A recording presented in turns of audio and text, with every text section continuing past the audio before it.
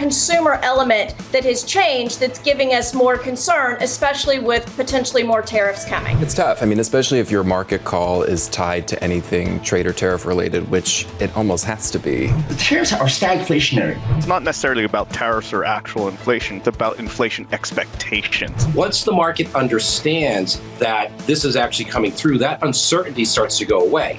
But that doesn't mean that volatility goes away. This is Bloomberg Surveillance with Jonathan Ferro, Lisa Abramowicz, and Annmarie Hordern. Let's get your very, very long week started. Live from New York City this morning. Good morning, good morning. For our audience worldwide, Bloomberg Surveillance starts right now. Coming into Monday, firmly focused on Wednesday. The tariffs will be far more generous than those countries were to us. They ripped us off like no country's ever been ripped off in history. You'd start with all countries, so let's see what happens. Let's see what happens. The Post reporting the president is pushing to go big on tariffs, calling April 2nd a generational opportunity. As business leaders look for clarity, Politico suggesting even those closest to the president have indicated they're unsure what Trump will do. That uncertainty helping to sink consumer sentiment and sending long-term inflation expectations to a 32-year high. Following a week full of weak survey data this week, investors will be getting a big dose of hard data with payrolls on deck this coming Friday. Before we get to Friday, Jonathan, it's Liberation Day on Wednesday, and the reporting over the weekend, even the past 24 hours from the Wall Street Journal, really starts to show a shift in mood. Also from what I'm hearing in Washington. Remember, just 2 weeks ago, it was the president might be more lenient. He might be more flexible last week.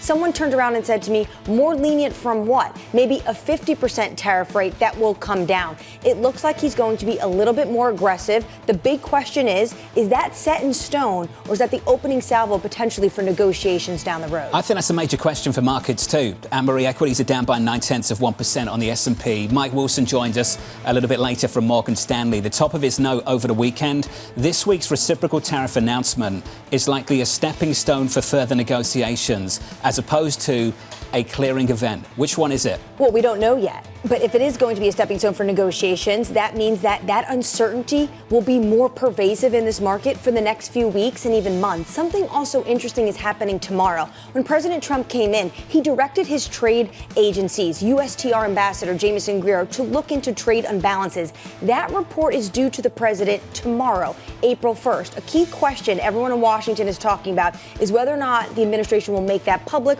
or potentially we can get some leaks. So then when April 2nd comes, 24 hours later, a little bit more of understanding of what the base case is that the president is thinking about when it comes to trade. We've already said it a few times. This week is a massive week for economic data. Concludes on Friday with payrolls. You'll hear from Chairman Powell as well on the very same day. Friday feels like a long, long way away. We've been talking about what these tariffs mean for prices, higher prices. The president over the weekend, with these comments on autos, that he does not care if prices go up. Here's the quote for you to NBC. I hope they raise their prices because if they do, people are going to be buying American-made cars. Comments from the president over the weekend. So I think one thing the president is trying to, or the administration wants to direct when it comes to those comments, is not that Americans are going to be paying higher prices for cars or automobiles in general. That is not the message that they want out to the public.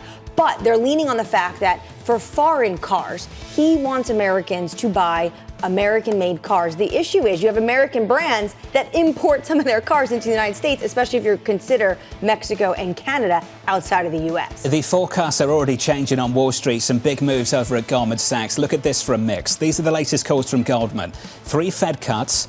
PCE at year-end at 3.5%. GDP cut to just 1%. 1% for 2025. David Kostner of Goldman Sachs, who already cut his price target on the S&P 500 in the last month, does so again.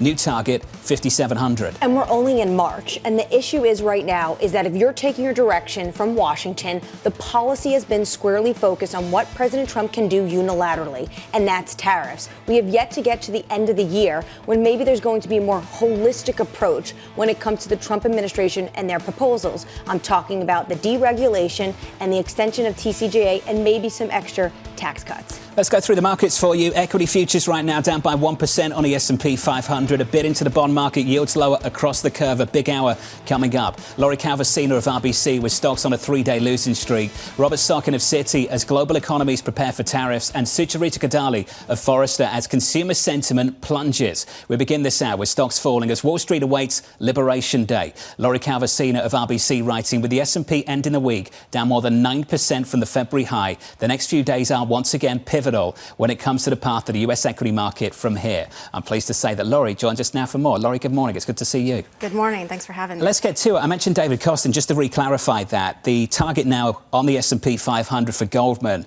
on a 12-month return forecast is 5,900. 3-month, 5,300. Where are you and the team now? So a couple of weeks ago, we actually took our number down from 6,600 to 6,200 at year end. Now, that's our base case. We've also been running a bear case, which you can think of as a shadow target. If we break 10% from the high, and it doesn't have to be, 10% on the dot. We went 10.1 at the low. But if we break too far below that, we think our bear case probably kicks in. I will say, in terms of my base case modeling, there's a very wide range of outcomes implied if you look at the 5 different models that we use. And so it's a very quantitative approach. 6,200 is basically the median. My sentiment indicator tells us to all calm down a bit, right? And that is actually one of the median outcomes. It gets you to around 6,200 on the S&P, and it basically looks at the AAII net bull bear indicator, which is down around GFC lows. And typically on a 9-month forward basis, you're up more than 10%, about 10, 11%.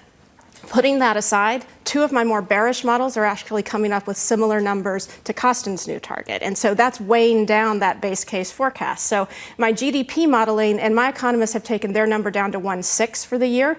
You typically are down about 3.4% in the equity market in years where that happens. So that gets us south of 5,700. If you look at my valuation modeling, which bakes in higher inflation, weaker 10-year yields coming down a bit, no cuts from the Fed yet, from our team at least, that along with my new earnings number, will get us around 5,750 on the S&P. So there is a wide range of outcomes in here. And as Annmarie mentioned, it's early in the year. A lot can happen. And things do tend to feel pretty terrible at the bottom. A lot can happen this week. Liberation Day on Wednesday, payrolls on Friday. You'll hear from the chairman too. Can you give us a reason to be calm in the face of all of that? I think the reason to be calm, it just kind of goes back to this is what bottoms feel like. And bottoms do tend to be a process. Now, I will caution you that when you look at those periods when AAII net bulls have been this bad, we tend to get stuck there for a while. We don't necessarily always bounce right back up. I'll tell you one thing, and I forget which sentiment survey it was, and we've had so many of these things. I think the Duke CFO survey showed that the tariff concerns had really increased versus last quarter, but monetary policy concerns were actually pretty low. So I do think, it's nice to hear from the Fed speakers and get their read on things, even when they're saying things are uncertain. I think it actually resonates pretty well with Washington. How are you thinking about Wednesday? Is it a clearing event, or potentially are we going to have more uncertainty depending on what the president does? In my mind, it's sort of the battle versus the war. And maybe we get more clarity on this particular tariff battle. But, one of the things my colleague Halima Croft keeps reminding us about is that this is an administration that approaches foreign policy and economic policy in a different way. And there's been more unity and more intersection between those two things than what we've been used to on Wall Street in the past. So I feel like, I'm holding out some hope that we will get some clarity and businesses can start figuring out how to adjust their supply chains. We'll see.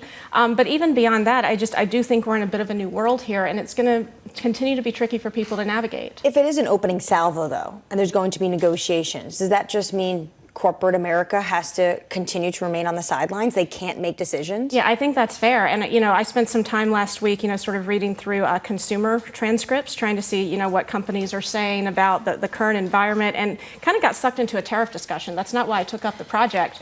But I found that they started talking about their guidance and what's baked in.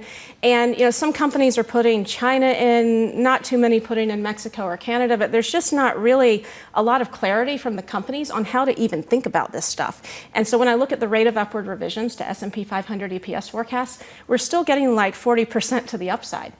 That's unbelievable to me. I think it's because companies haven't really been talking to analysts, and analysts don't really know how to adjust their models yet. We've had the consumer sentiment numbers. They're dreadful. How much weight should you put on, say you, Mitch, on Friday? The chairman of the Federal Reserve comes out a number of weeks ago and says he's not putting much weight on it at all. And then the number comes out on Friday and it's even worse. What do you do with those figures? The thing is, it's not just one survey, right? We're seeing a deterioration now in corporate sentiment. We had 3 different C-suite surveys that came out in the month of March, and they all 3 ticked down. NFIB has moved significantly lower. The Conference Board data has been weak. And they're all showing the same thing, which is that there's concerns starting to emerge on the employment front, both from a bottom-up basis from the consumers who are looking for jobs, and the companies are also signaling a little bit of softening. So if it was just one survey, we could dismiss it as an outlier. Surveys are only as good as the people they actually poll and their methodology issues and that kind of thing. But this is widespread. This isn't just one survey. This is every survey. The headlines coming from you, Mitch, if you missed them on Friday, are pretty awful. Consumer sentiment at a 2-year low. Long-term inflation expectations, 32-year high. On unemployment, 2/3 expecting unemployment to rise in the year ahead. That anxiety, if that starts to take hold, I imagine people aren't going to spend in the same way they were. So when you look at what's been discounted for the consumer-facing companies, do you think we've discounted enough? So even on the earnings numbers that are out there, I'm not really seeing anything in my industry modeling that's telling me that I've got a group that's got both, significantly cheap valuations and decent earnings revision trends. I've got a handful of groups that are slightly cheap on earnings that still probably need to come down a lot more. So I don't think you've opened up enough opportunity in that consumer discretionary sector yet. I think it is the right place to look for a rebound. But I just think there's too much confusion about what those earnings estimates actually have to bake in going forward. What caught my eye as well on Friday was that expectations for high-income consumers also sank. So is any company safe out there? It's interesting. If you look across the consumer company landscape, they're not really talking too much about high-income consumers at this point in time. I did similar exercise back at the beginning of March, and I found one retailer that said that they were seeing a weakening across income cohorts. But for the most part, we're just seeing comments of general softness. I do think what's interesting is they're not blaming it on the low-income consumer as much as they were in the past, which is probably telling me they don't have a clear read, but something is going on. And look, this is a concerning data point. And I'll tell you, hedge funds in particular, it's been sort of a battle to get them to pay attention to this data because they have, sort of said, look, this is post-election. Democrats are feeling worse. Republicans are feeling better. That was true like 3-4 months ago. If you look at these surveys now, every cohort is coming down. Independents, Republicans, Democrats, there is something that has changed, and it is starting to seep into this sentiment data. And we noticed, particularly in February, the consumer companies were seeing something happen as well. It's seeping into the market too. Laurie's going to stick with us. Laurie Calvasina of RBC. Equities at the moment near session lows as we kick off a major trading week here stateside. Equity futures down 1% on the S&P. With an update on stories elsewhere this morning with your Bloomberg brief, here's Yahara Hakez. Hey, Yahara. Hi, John. The head of France's National Rally Party, Marine Le Pen, was convicted of embezzlement by a Paris court and has been banned from running for office. Le Pen and her party were found guilty of diverting millions of euros in EU funds to finance activities related to their domestic agenda. Le Pen denied wrongdoing and claims the prosecution is seeking her political death. Meanwhile, here, President Trump says he expects consumers to move to U.S.-made cars if automakers raise prices in response to 25% tariffs on imported vehicles and parts. The president saying in an interview with NBC News on Saturday that he couldn't care less if car makers hike prices. And the death toll from Myanmar's earthquake is expected to rise from over 1,700. More than 3,400 people are injured and over 300 are still missing following Friday's 7.7 magnitude quake, which was the biggest in a century. The country declared a week of national mourning starting this morning. That's your Bloomberg Brief. John? Yahara, thank you. Appreciate that. More from Yahara later on this hour. Equities lower on the S&P. We're down 1%. Up next on the program, counting down to Liberation Day. The tariffs will be far more generous than those countries were to us, meaning they will be kinder than those countries were to the United States of America. You'd start with all countries, so let's see what happens. 2 days to go. Up next on the program, Bloomberg's Laura Davidson joins us next, and we'll have more from RBC's Laurie Calvasina from New York City this morning. Good morning.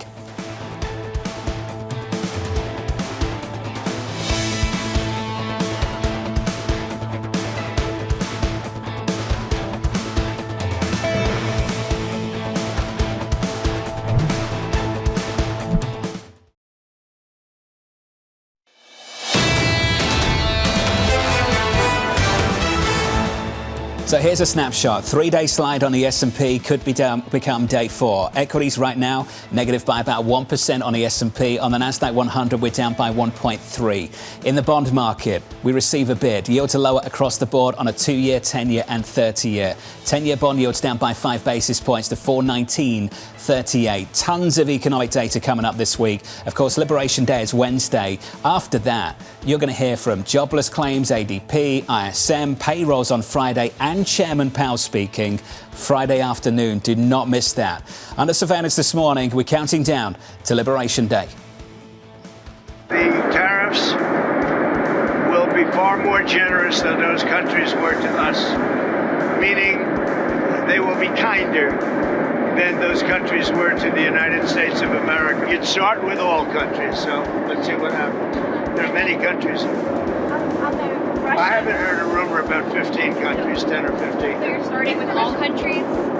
Essentially, all of the countries that we're talking about would be talking about all countries. It's not a cutoff. So here's the latest this morning. President Trump pressing forward with reciprocal tariffs on all countries. The president tamping down speculation he could narrow the initial scope of tariffs set for Wednesday. Bloomberg's Laura Davison joins us now from Washington for more. Laura, welcome to the program. What do we know about what we might hear in 2 days' time? Well, we know that Trump has repeated now multiple times that he is going to apply these reciprocal tariffs to all countries. Beyond that, we don't know for sure. The administration has been debating a bunch of things, whether to expand the aperture of these or narrow them down. Trump is getting pressure from his aides to narrow the scope here, where Trump is pushing them to say, hey, let's go the most maximalist approach here. We got a little bit of a glimpse of kind of how big and what the size and scope could be over the weekend. Peter Navarro, the top trade aide at the White House, said that the auto tariffs in particular would bring in about $100 billion a year, and then those reciprocal tariffs, another $500 billion, for a total of $600 billion in tariffs annually. So that just gives you a sense of, what we saw last week with the auto tariffs, about ×5 for what we could see coming later this week. We also heard from Kevin Hassett, of course, his NEC director. This is what he had to say over the weekend. I can't give you any forward guidance on what's going to happen this week. The president's got a heck of a lot of analysis before him, and he's going to make the right choice, I'm sure. Does everyone in the administration actually know what the president is planning to say or do on Wednesday?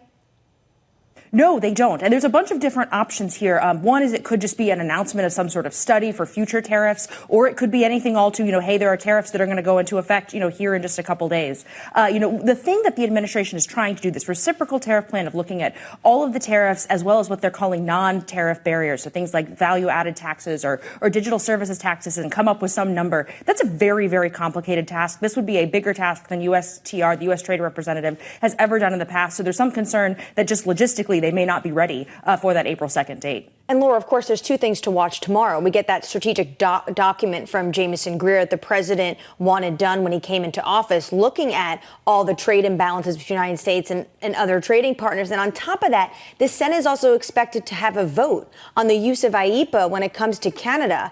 What does this all mean in terms of politically for Republicans in Washington? It means that they are trying to kind of build this case to take to voters. There's already concern within the administration that farmers are getting very worried and that they could bear a lot of the brunt of this. We also see in the Senate this week that they're going to take initial steps on advancing that tax cut bill. So you're kind of seeing here that the senators are very worried about tariffs and looking to make sure that there's some counterbalancing measures, some things that they think will help juice the stock market and grow the economy. Laura, appreciate the update. As always, more from Laura Davison throughout the week, anticipating Liberation Day, just 2 days away on Wednesday, and a massive week ahead in terms of economic data. If you are just joining us, welcome to the programme. Equity futures here down across the board on the S&P, on the Nasdaq, the Russell, on the S&P 500 at the moment, negative by 1 full percentage point, and some big changes on Wall Street as well, some revisions to the forecast. This from Goldman Sachs. They now anticipate 3 cuts from the Federal Reserve for 2025. On the inflation side of things, the forecast PCE 3.5%, on GDP just about 1%. Laurie Calvasina of RBC still with us around the table. Laurie, I'd love your thoughts on those forecasts from Goldman. This stagflationary mix, let's just assume this is how things turn out. What on earth do market participants do with numbers that look like that? So the thing, well, I'll say on the PCE number, if we were to get something like that, that's a direct input into my valuation model. And so the higher the PCE, the lower the multiple. That's the price you pay. And what I've found in my valuation modeling is that movement in the inflation number offsets the movements in the 10-year yields. So 10-year yields come down, that helps offset, but it doesn't completely take away all that damage. Bond yields are lower this morning, particularly at the front end. And this is the interesting thing, Laurie, just to jump in, to see the 2-year yield lower. The Federal Reserve, is it able to respond in an environment like that one to climbing unemployment?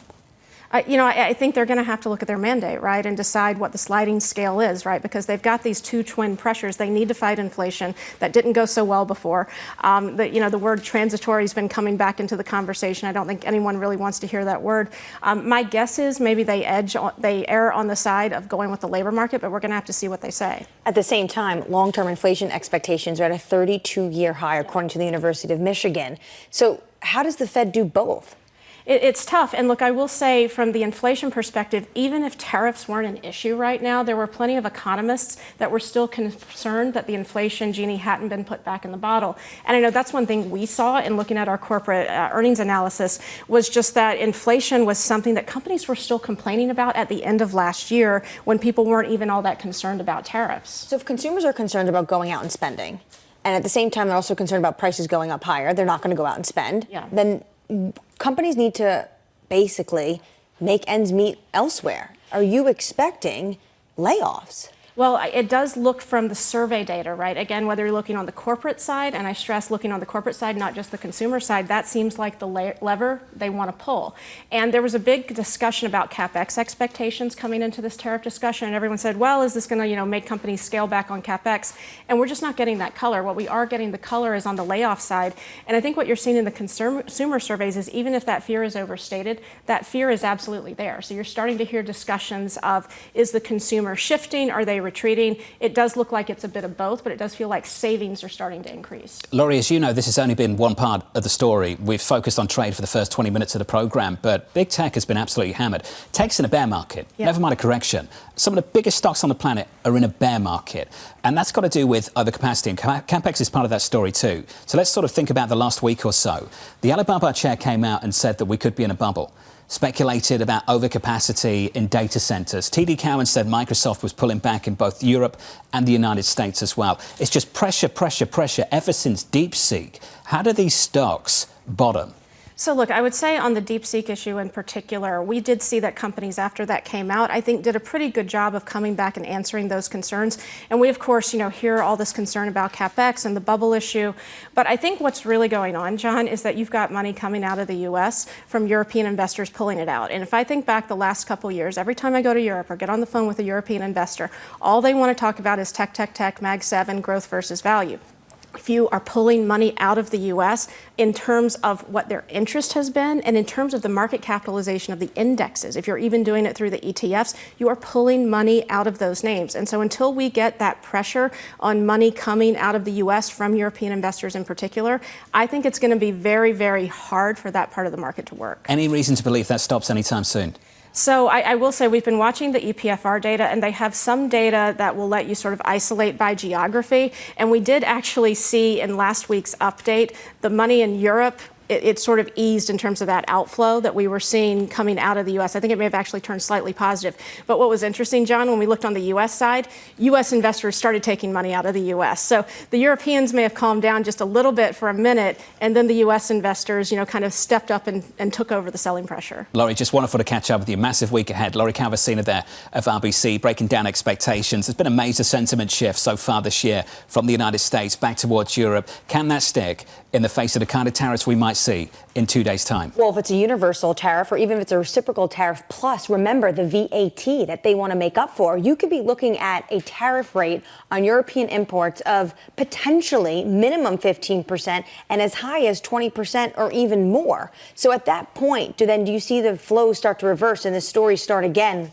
with U.S. is the cleanest dirty shirt in town? Liberation Day is 2 days away. We're all waiting for reciprocal tariffs from the President of the United States. He stressed over the weekend those tariffs would be on all countries, not just a select few. Kicking off the trading this morning, equities are down by 1% on the S&P 500. Nobody has any idea where we're going to finish this week. At the moment, this is how we begin. Down across the board on the S&P, we're down by 1 full percentage point with that risk aversion, money going into bonds, yields down across the curve on a 2-year, 10-year and 30-year bond yield. Up in just a moment, joining us on this programme, Robert Sockin of Citi, as global economies brace for a fresh round of trade tariffs. Live from New York City this morning, good morning to you all. You're watching Bloomberg TV.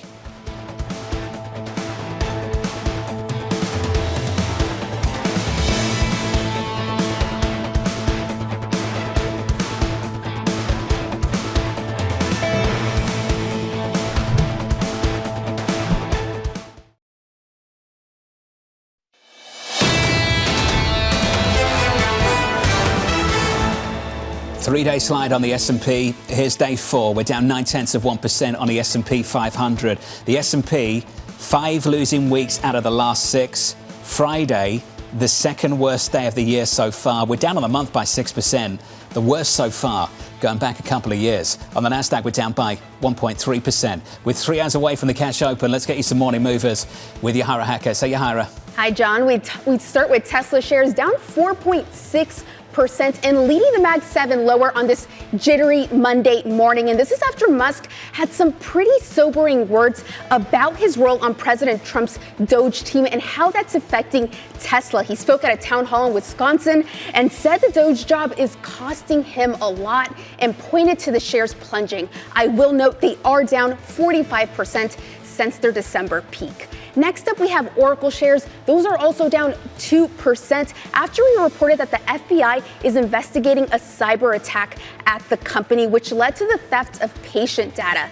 The hack happened sometime back in late January, but it didn't start notifying healthcare customers until this month, and we don't yet know how many people were affected.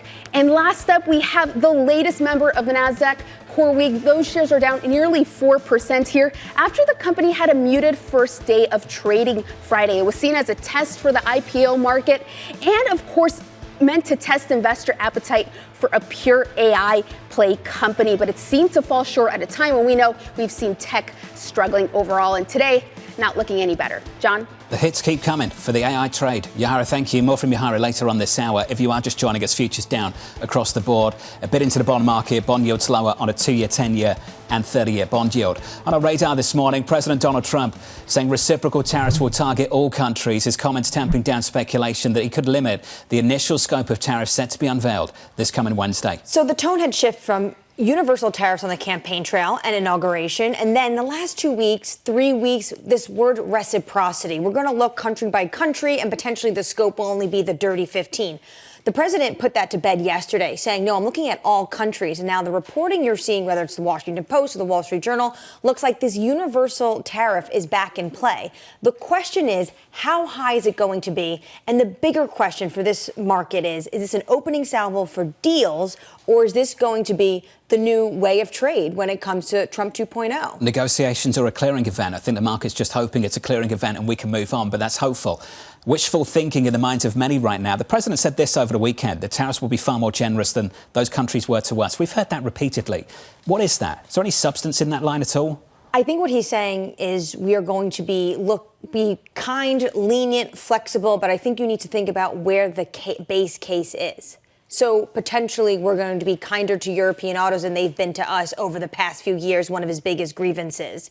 But I think what someone quipped to me over the weekend is the fact that when I said the president said he's going to be lenient, he's going to be flexible, they said, yeah, from what? He was thinking about a 50% tariff rate. Maybe now he's thinking about 15 or 20%. So I'm not too sure about that. Everything's relative. If you are just joining us, we're looking at crude as well. So Brent and WTI up this morning by about 0.25% to 0.6% on WTI and Brent, respectively. Secondary tariffs. President Trump threatening secondary tariffs on Russian oil. NBC News reporting Trump said he was, quote, pissed off at Russian President Vladimir Putin for casting doubt on ceasefire negotiations with Ukrainian President Volodymyr Zelensky. Not the first time we've heard about so-called secondary tariffs. Heard it with regards to Venezuela only last week or 2 weeks ago. I'm losing track of everything now, Annmarie. And now Russia in focus, which would have to mean China and India also in focus. China and India in focus because basically that's where all the Russian crude goes since Russia's invasion of Ukraine. And that would mean that if they wanted to still import that Russian crude, they would have to pay a fee. potentially, hypothetically, if this was to happen,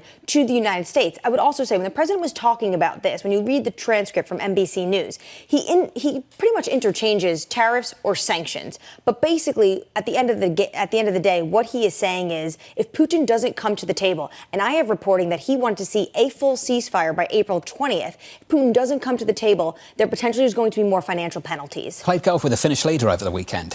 What came of that? Is that what led to these comments? There was about a 5-7 hour meeting between these two, including a round or two of golf. What the Finnish President Alexander Stubb had said to the Financial Times following his meeting with the president was that the U.S. President, Donald Trump, was, quote, running out of patience with Putin over the ceasefire. What you hear from European sources is that they are concerned that the president is moving at this aggressive pace and Putin is just trying to drag it out and slow it down to try to get more concessions. One more thing on a long list of things to watch coming up this week. Big changes over at Goldman, so let's get to it. Over the weekend, a busy research team. Goldman raising its forecast for the number of Fed rate cuts this year from 2 to 3, expecting President Trump's tariff to weigh on economic growth. This coming as Goldman's David Kostin cuts his S&P 500 year-end target for a second time in only the last month. Jan Hatzius also busy. On a growth side, now looking for just 1% GDP growth at year-end, 3.5% on PCE. That is an ugly mix for the economy. What stuck out to me, obviously, because I'm so focused on tariffs and policies, is Goldman Sachs increasing their tariff assumptions. That's for the second time this month. On top of that, Jonathan,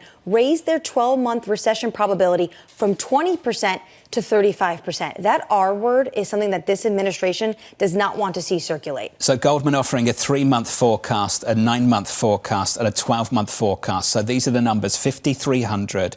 5,700 and 5,900 from David Kostin now. I believe we were only at 6,200 for year-end, so the 9-month view, only a few weeks ago. And we're only in March. So I think it's also important to think about the fact that can this story change by year end? One, depending on what happens on Wednesdays, an opening salvo to negotiations. Will there be carve-outs? Will there be exemptions when it comes to tariffs? Then on top of that, that is only one pillar of this triangle when it comes to the holistic approach of the Trump administration economic agenda. What happens with deregulation? And what do we get on the tax front by year end? Futures down by 0.9% on the S&P.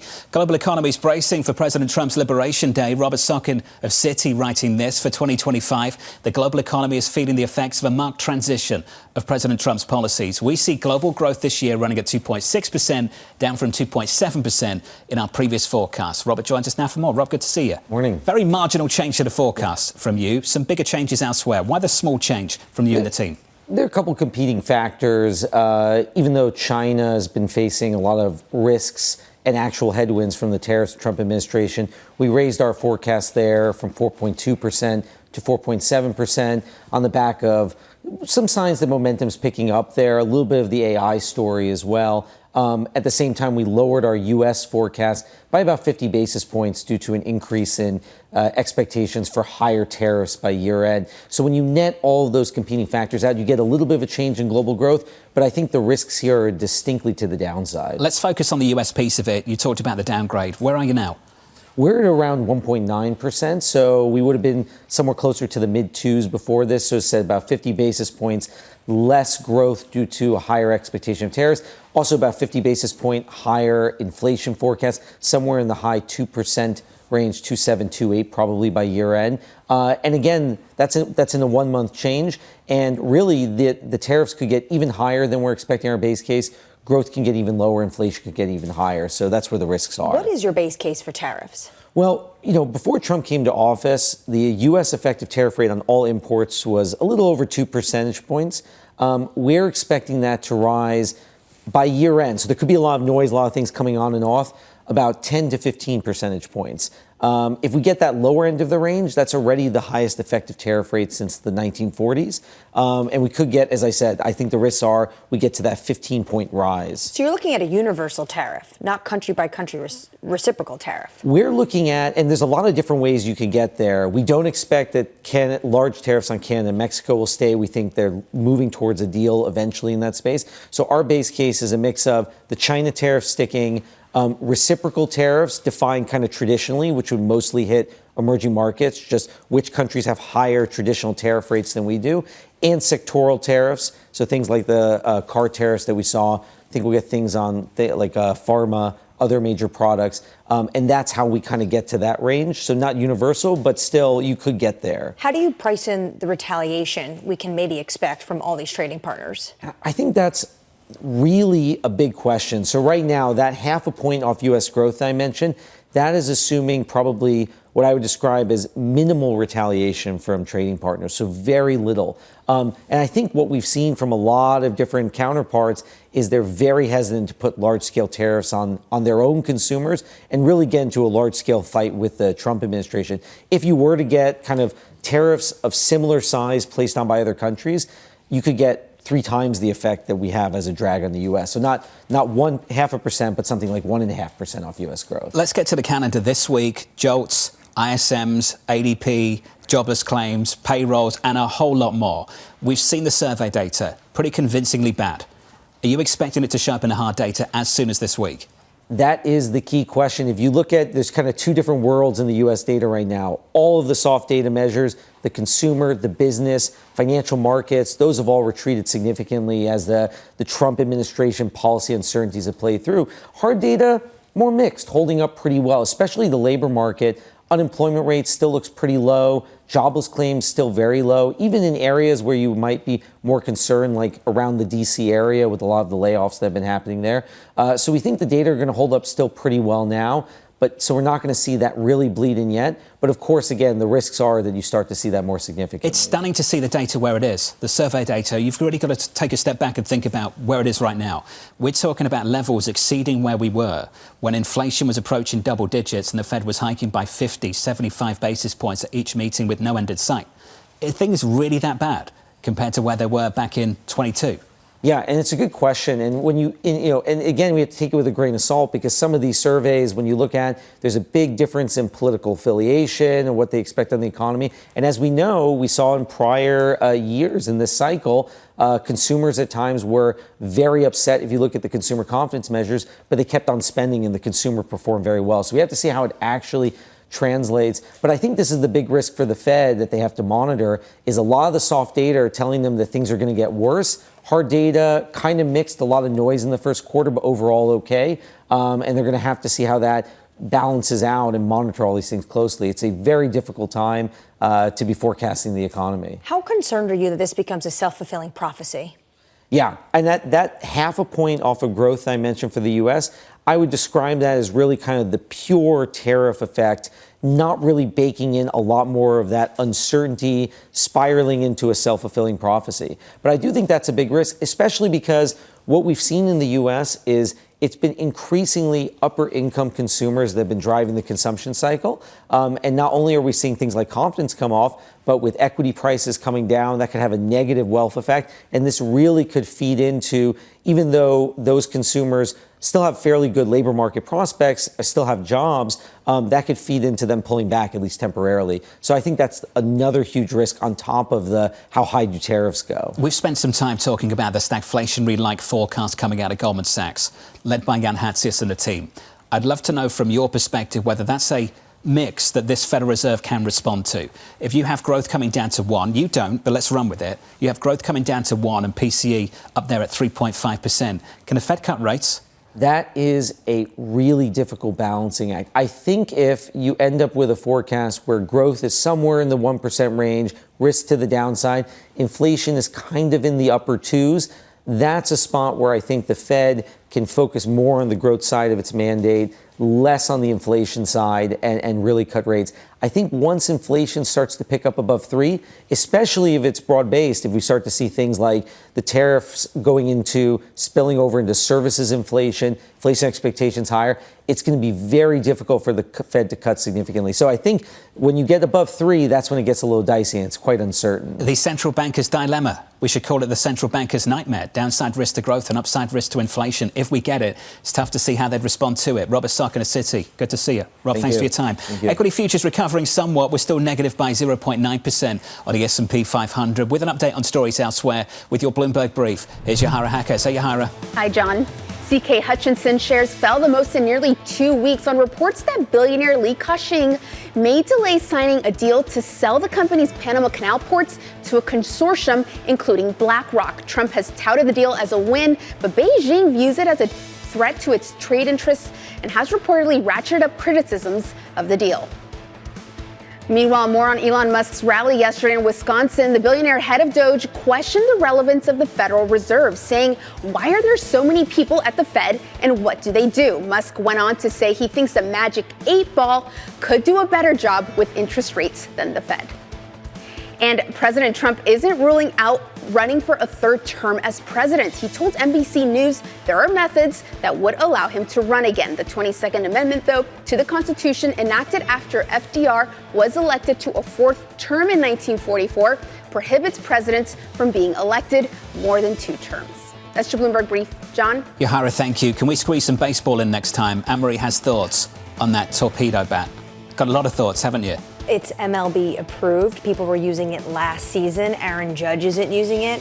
And if you think it's helping you so much, then I'm for it. All teams should be using it then. So the Yankees aren't cheating? It's more exciting if there's more home runs in a game. Agreed. The Yankees are not cheating. They're just crushing it. AMH, I agree. I saw the headlines and I thought, you know what, I actually might get some tickets if it's that exciting, if it's helping that much. We should get tickets. More on baseball in the next hour, and we can debate whether the Yankees are cheating or not. Apparently they're not. Maybe they are. Equity futures on the S&P down by 0.9%. Up next, a cautious consumer. There's so many red flags that tell us we should be in a pullback, we should be in a recession, but the consumer was always there. It's that consumer element that has changed that's giving us more concern, especially with potentially more tariffs coming. A conversation about retailers in just a moment. We'll be speaking to Sucharita Kodali of Forrester from New York City. You're watching Bloomberg Surveillance.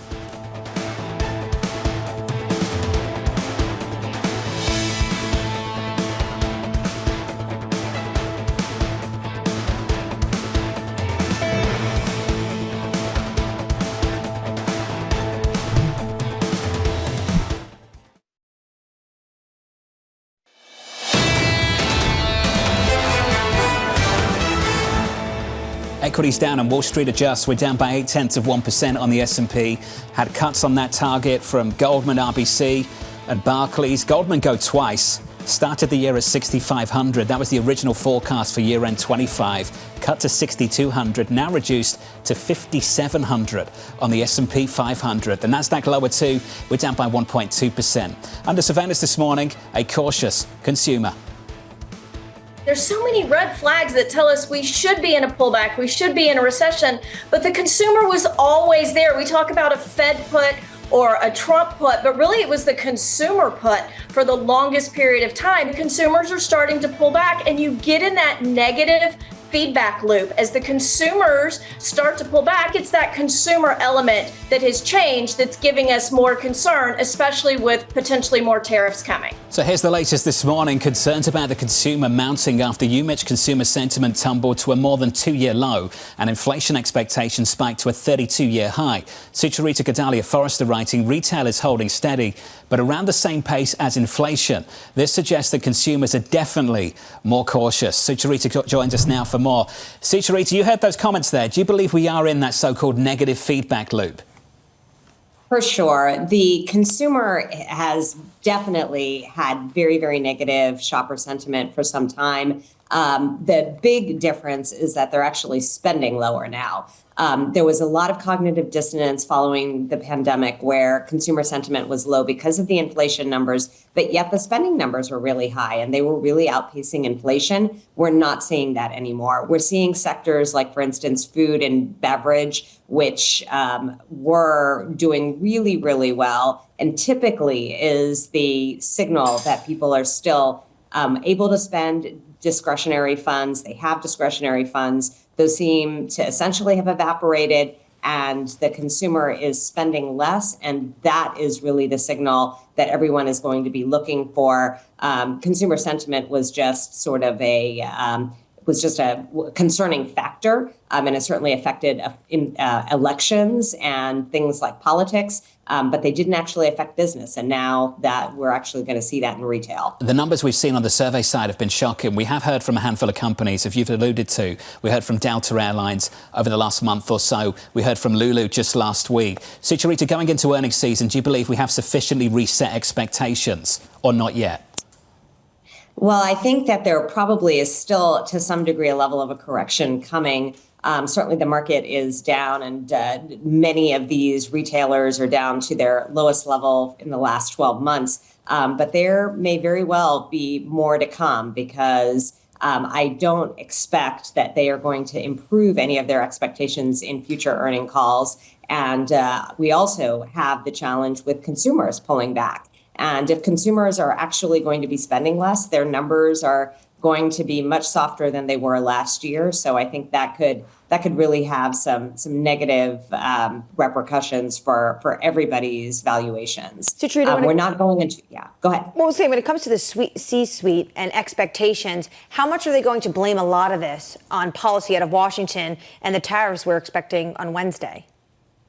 Well, they have been blaming tariffs and an uncertain political environment to date. So they're absolutely going to continue to do that. That's a very easy target. And to some level, for a number of these businesses, they do business with China, or they're pulling suppliers from China, or they have relations with Mexico, or they have factories in Mexico. So those are absolutely issues that are problematic. But you also are going to have a number of services businesses that have nothing to do with tariffs that will say the same. And that is likely because of the overall impact of tariffs and impacting consumer sentiment, impacting consumer unwillingness to spend, the challenges with employment rates or challenges with wages. Those have been really good numbers in the last few years. And those are the big concerns. If those large macro metrics start to soften, then we may very well be headed to a recession. Have you heard from any companies that are willing to bring production back to America? Well, over the years, what we have seen are a number of different things. We've seen other types of nearshoring. We've seen diversion of goods to other Asian countries. In some cases, you may have certain components being manufactured in the U.S., but for the most part, I really haven't seen, kind of any significant investment in manufacturing in the U.S. And if it is, it would be heavily driven with robotics. You see that in some automotive companies like BMW or Volkswagen.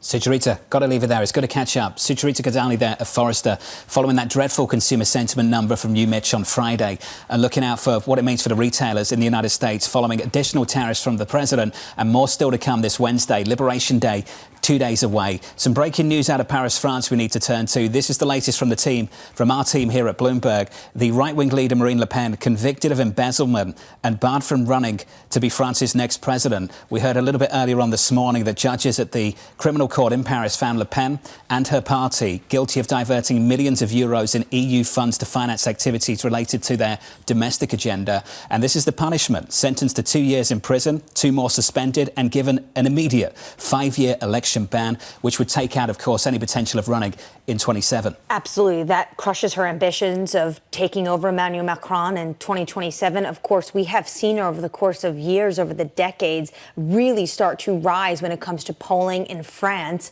But this basically means that not only is she going to be in jail, according to this sentencing, but she can no longer be president. I'm curious what kind of backlash we may see from far-right supporters in France following this court ruling. And also what we might hear from this administration down in Washington, D.C. Of course, I think what they're going to say is that this is, quote unquote, a witch hunt. I believe Marine Le Pen has actually used that phrase, taking from Donald Trump, when she was talking about this case. And I imagine, even though President Donald Trump does have this somewhat warm, many would call it a bromance between Emmanuel Macron and himself, I imagine this administration is going to come out in support of Le Pen. Marine Le Pen given an immediate 5-year election ban. The latest out of Paris, France, and more updates throughout this morning for you on that particular subject.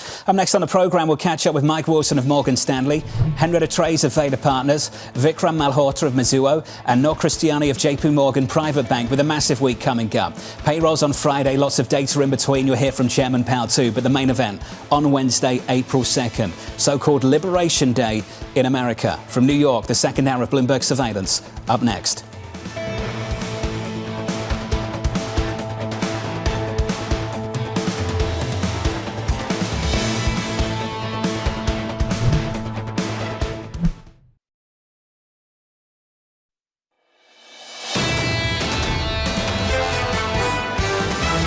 there's a scarcity of certainty. After April 2nd, as long as we stick to that date, a lot of that uncertainty is now behind us. You'll get certainty to some degree, but who's to say that April 3rd it doesn't all change? Uncertainty is the policy. There will still be uncertainty. There will still be volatility. We're in this deep fog. Pull over to the side of the road and your blinkers on kind of uncertainty. This is Bloomberg Surveillance with Jonathan Ferro, Lisa Abramowicz, and Annmarie Hordern. The second hour of Bloomberg Surveillance starts right now, and we start with some scores. Equity futures on the S&P 500 negative by 0.9% on the Nasdaq. The Nasdaq looks like this. The Nasdaq 100 down by 1.25. The Russell down by 1.2. In the bond market, 2-year, 10-year, 30-year, we receive a bid. Yields down by 6 basis points at the front end, down by 5 on 10s, down by 5 on 30s. Your week ahead is absolutely stacked full of economic data, including payrolls on Friday and an address from Fed Chair Jay Powell going into the weekend. But before we get there, it's all about Wednesday, Liberation Day. It's April 2nd. It's April 2nd, and it feels like the mood has shifted. What we've heard from the president last week was that he's willing to be lenient, he's willing to be flexible. The reporting now seems they're going back to what he's been speaking about for months on the campaign trail, honestly, for decades, when it comes to tariffs, a universal tariff. Now, the big question is Wednesday the start of a negotiation when it comes to U.S. and their trading partners? Does Trump come in with a very maximalist approach, or is this going to be the new trade rules of the road for this administration going forward? We've all got to wake up to what's actually happening, and what's happening is more tariffs repeatedly over the last few months, and what's happening on Wall Street, more revisions. This from Goldman Sachs. So David Kostin is now at 5,700 year end, started the year at 65, dropped that to 62 only a month ago. 5,700 is the year end outlook. Then you've got Jan Hatzius and the team at Goldman Sachs looking for this stagflationary mix that's getting everyone's attention. 3.5% on PCE, just 1% on GDP. And what's driving a lot of that is the fact that for the second time this month, Goldman Sachs raised where they expect the tariff barriers to go. So they are expecting higher walls to go up when it comes to this administration. It's not just also on Wall Street, Jonathan. Over the weekend, CBS polling, a majority of Americans are saying they want this president to bring inflation down, costs down of goods and services, and focus less on tariffs. Had a few reports over the weekend. The Washington Post saying that the president wants to go big. It's pushing the team to go large. Politico reporting that no one in the administration knows what the president is going to do in 2 days' time. Well, Kevin Hassett, his NEC director, had this to say on Fox News. I can't give you any forward guidance on what's going to happen this week. The president has got a heck of a lot of analysis before him, and he's going to make the right choice, I'm sure. Now, is that the president has made a decision that I'm not fully on board with, or is that we actually don't know what the president is going to decide? There is a key report coming out tomorrow. A question that I'm talking to a lot of folks about in Washington is whether or not the report is going to be made public. When Trump came into office, he told his trade representative he wants a full analysis on how the U.S. is dealing with other trade partners when it comes to trade deficits, reciprocity, everything under the sun. That report goes in front of the president tomorrow, and then I think he'll make his final decision. Not many people want to be long going into that event. Speaks to the move we're seeing this morning. We're down by 0.9% on the S&P. Coming up this hour, Mike Wilson of Morgan Stanley with stocks on a 3-day slide. Henrietta Treyz of Veda Partners as the world prepares for Liberation Day. And Vikram Malhotra of Mizuho on why AI data center concerns may be overblown. We begin this hour with stocks softer as trade uncertainty hangs over markets. Mike Wilson of Morgan Stanley writing, this week's reciprocal tariff announcement is likely a stepping stone for further negotiations as opposed to a clearing event. Mike joins us now for more. Mike, good morning. Good morning, John. Why is that distinction important? Well, I think that everybody's looking for like a final piece here. This is gonna take time, and not unlike a lot of the other policies that have come out this year. Like this is what we kind of signed up for, right? I don't think what the president has done has really been surprising. All of the policy changes so far have been growth negative, and that we've likened this to a new CEO coming in, right? They want to restructure the company. They're restructuring the company. They're going to kitchen sink it, and then they're going to try to make their plan work for next year. So this is going to take some time, and this level that we're at now is critical from a market standpoint, not so much from the administration standpoint. I think that's also something to acknowledge. It's also very on brand for Trump to take a maximalist approach in the very beginning. But how messy could it be if he comes in with this maximalist, aggressive approach, and then we have retaliation from trading partners? Well, look, it's the NAFTA. So, it's the best alternative to a negotiated agreement, and the BATNA, and that is classic negotiating tactic. You come in and way over here to the right with the hope of kind of settling in the middle. So I don't think that's unusual either. The response from trade partners is that means they're engaging. Okay, so that's how you get people to engage in your discussion. You come out with a big splash. They have to come to the table and negotiations begin. We're not even at the table yet. Okay, so that's why this is going to be very uncertain for a period of time. I think some countries think that they are at the table because they sent a few representatives here the past few weeks, but I agree with you. It really hasn't started. So what do you do if you're an investor? Well, you've done what we've sort of done. You avoid the areas that are going to be most affected. Consumer discretionary goods, and that area has been hit the hardest, so maybe that's getting a little bit extreme. I would say, defensively positioned, high quality, that's been our core portfolio. Now, we've made some trading calls lately that would have gone against that. Some of those worked, some of those didn't work. But I think at this point, you want to be up the quality curve. You want to be in businesses that can kind of mitigate some of these concerns. You have pricing power.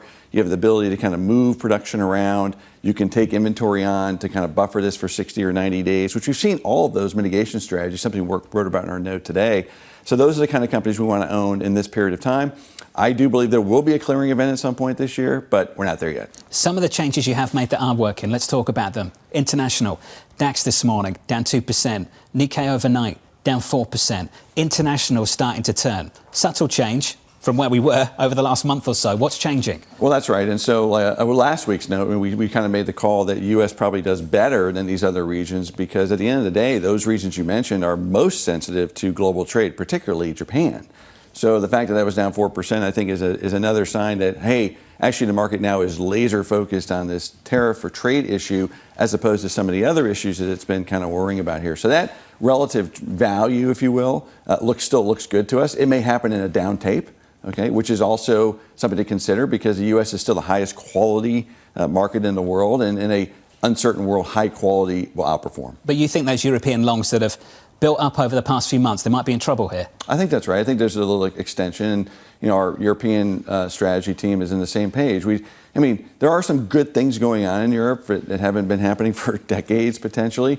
But boy, that's going to take even longer than this, sort of tariff negotiation. You're talking about, countries spending more money on fiscal, deregulation. This is a multi-year transition in the stock market.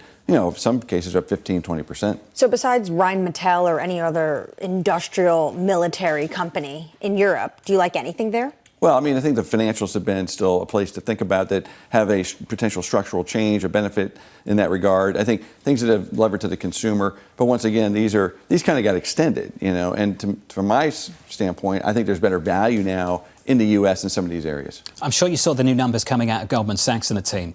New forecast from Jan Hatzius. If we can just throw them up on the screen. 1% on GDP. 3.5% on PCE. That's a stagflationary mix. What are you telling clients that are asking you about how we would trade stagflation in America? We're not quite in the stagflation camp. We're more in the camp that expectations are probably not where reality is, which is that growth is worse than people thought, and inflation's a bit stickier, and that's how we came into this year. So we didn't mess around with our year-end targets, but we have been messing around with our short-term targets. So we're in that 5,500 to, I would say, 58, 59 now. We've kind of chopped off the upper end of that for the first half of this year.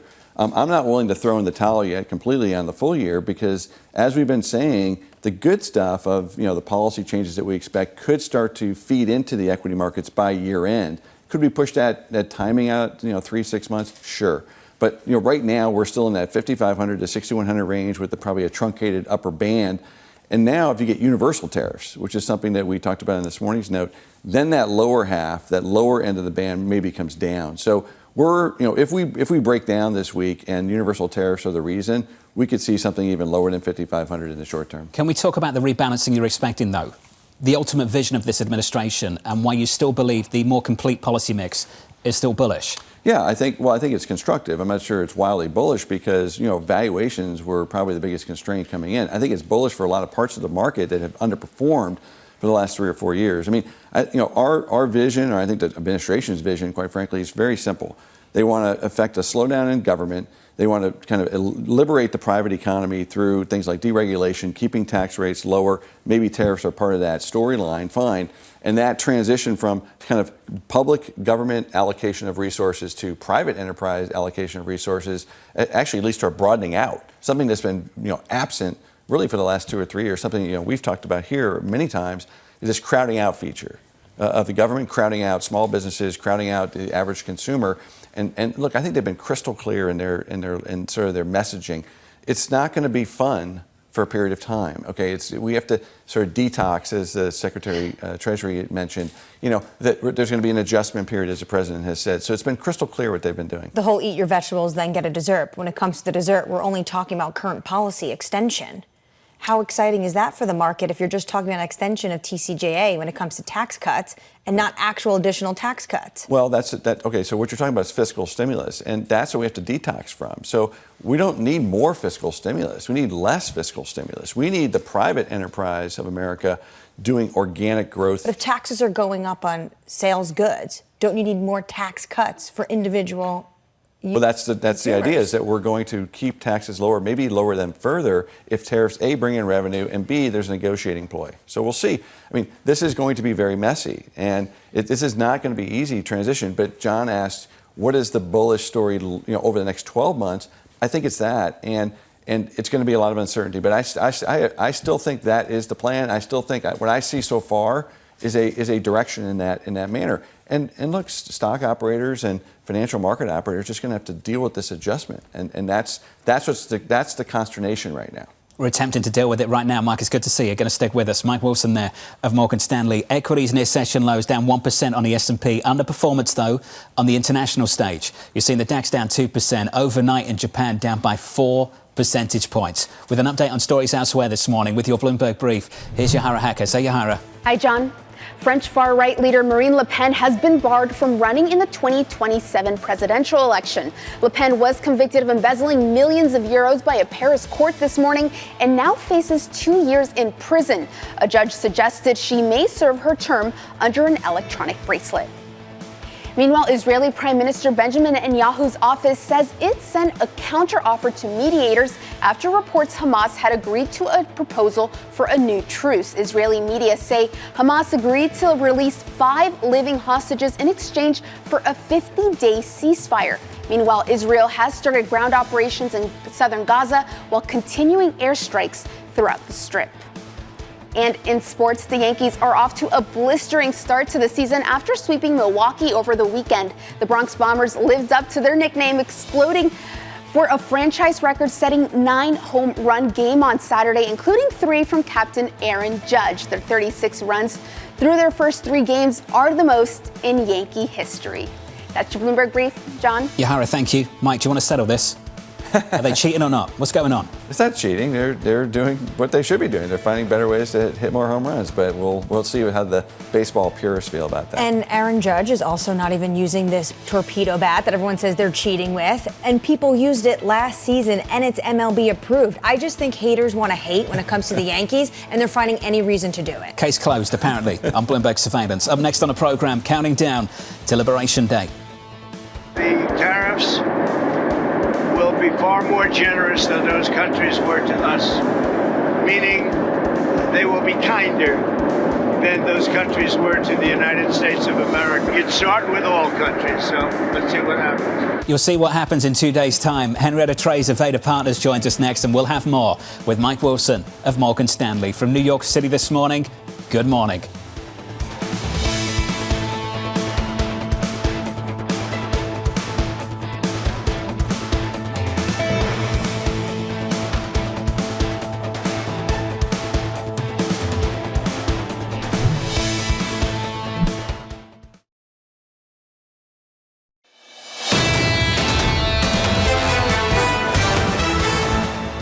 What a month it's been for downgrades. We've had downgrades from HSBC, from Citi, price target cuts from Ejardeni, from RBC, from Barclays, from Goldman Sachs twice in the last month or so. Equities down again this morning by 1% on the S&P. We're negative by 1.4% on the Nasdaq. The loss is much worse this morning over in Europe. The equity benchmark in Frankfurt, Germany, the DAX this morning is down by close to 2%. Under surveillance this morning, we're counting down to Liberation Day. The tariffs will be far more generous than those countries were to us, meaning they will be kinder than those countries were to the United States of America. You'd start with all countries, so let's see what happens. There are many countries. I haven't heard a rumor about 15 countries, 10 or 15. So you're starting with all countries? Essentially, all of the countries that we're talking about would be talking about all countries. It's not a cutoff. So here's the latest this morning. President Donald Trump planning to start his reciprocal tariff push on all countries, tempering hopes that the initial scope could be limited on Wednesday. Henrietta Treyz of Veda Partners joins us right now for more. Henrietta, let's start with the $1 trillion question. What happens on April 2nd? April 2nd at midnight, lots of tariffs start going on. So it's going to be a really long day. We'll obviously get the reports from USTR, Commerce, and Treasury on the 1st. I think there's going to be a lot of advance warning provided by those documents. You know, we have trade agreements with 20 different countries. And I think when the president says we're going to tariff everybody that we're talking about, he means those 20 countries. So I'm expecting to pull out of the phase one China deal or call them out in violation of the deal, which means that all the Section 301 tariffs covering over $350 billion worth of goods from China will go up. I think we're going to see new tariff investigations start on India, for example, pharmaceuticals.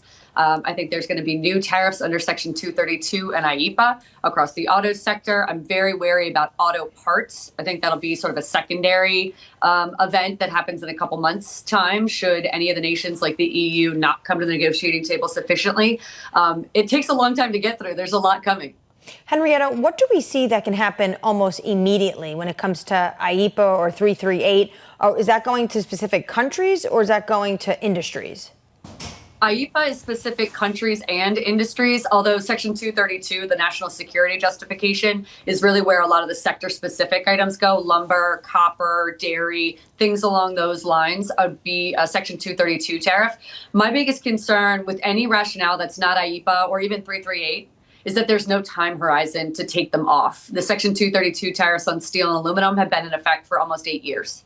The Section 301 tariffs against China have been in effect for almost 8 years. So once those tariffs come on with a rationale, like the auto investigation that they completed during Trump's first term, those tariffs don't come off. So those are the most pernicious. The IEEPA pieces on Canada and Mexico, for example, theoretically can come off in 3 to 6 months. The others have very serious staying power.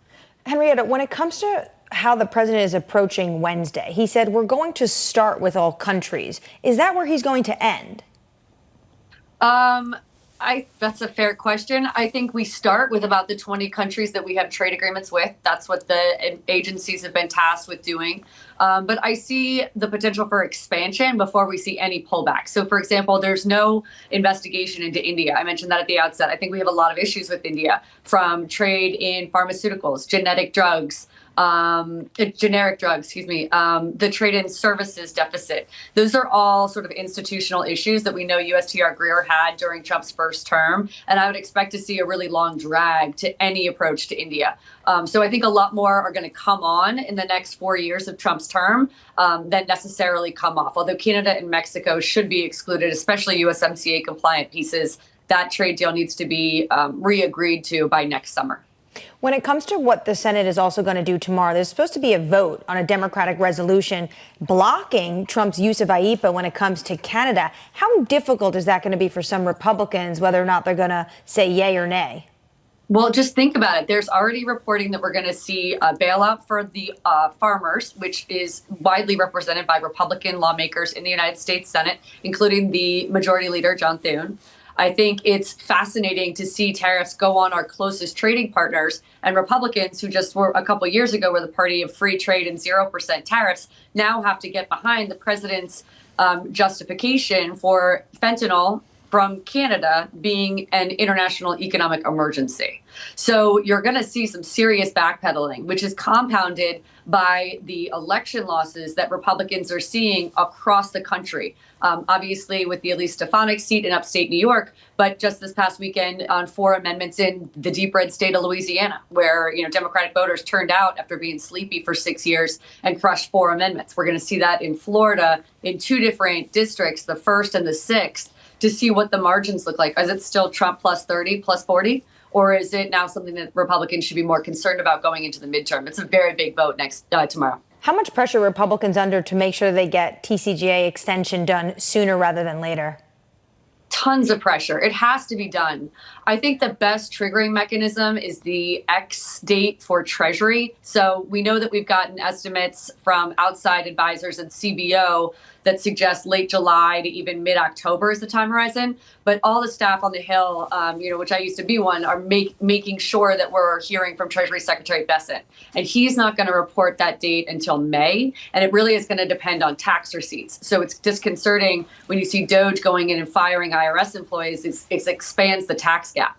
And that's really what's going to determine what the X date is. And that's, I think, the linking mechanism for passing this tax bill, which, as you pointed out before, is just an extension of the status quo. There are not and there will not be tax cuts in this bill. 2 days to go, Annmarie. And even after that, we've got so much more to get through before we get to the end of 25. Right, because many are thinking that this is Trump coming in, a maximalist approach, and he wants to do deals and negotiations, which means we could be talking about trade and the uncertainty of trade for the next weeks and months of this year. Henrietta, Treyz there, Veda partners. Mike Wilson of Morgan Stanley still with us around the table. Mike, Trump put versus Fed put.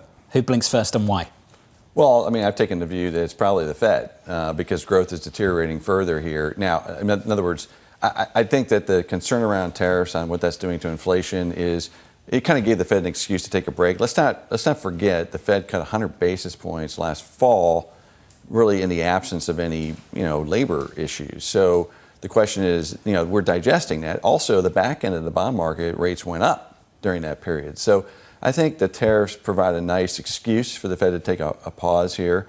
But I have no doubt that if we saw a major deterioration in the labor market, the Fed would act.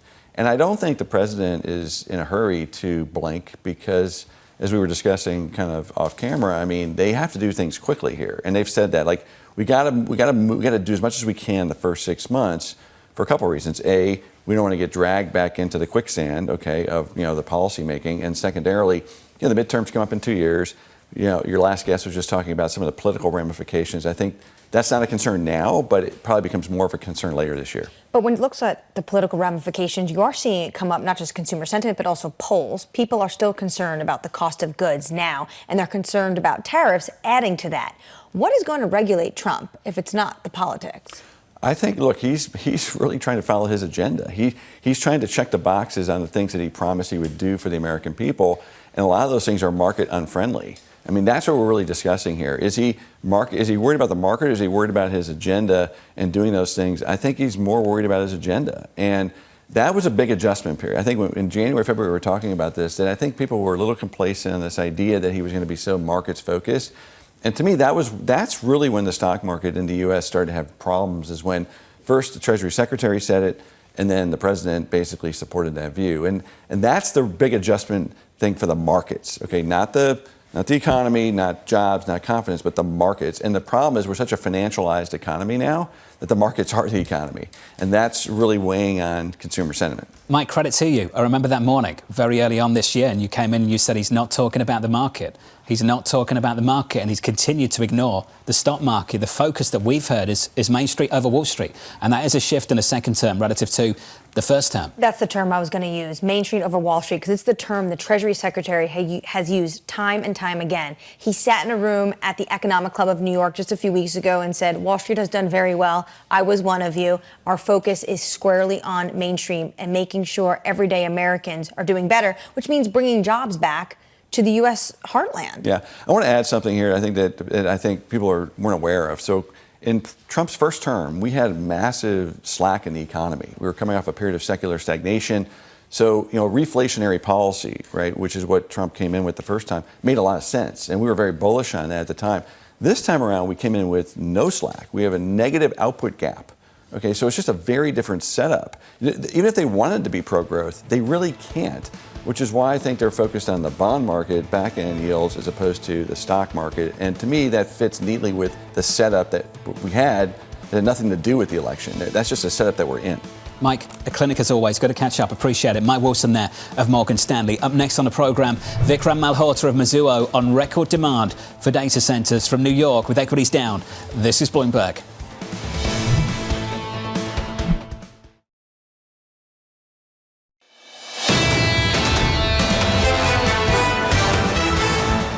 This has been a long first quarter, the final month the final day of the first quarter. We're down so far in the month of March by something like 6% on the S&P 500 and heading towards the biggest monthly loss since 2022.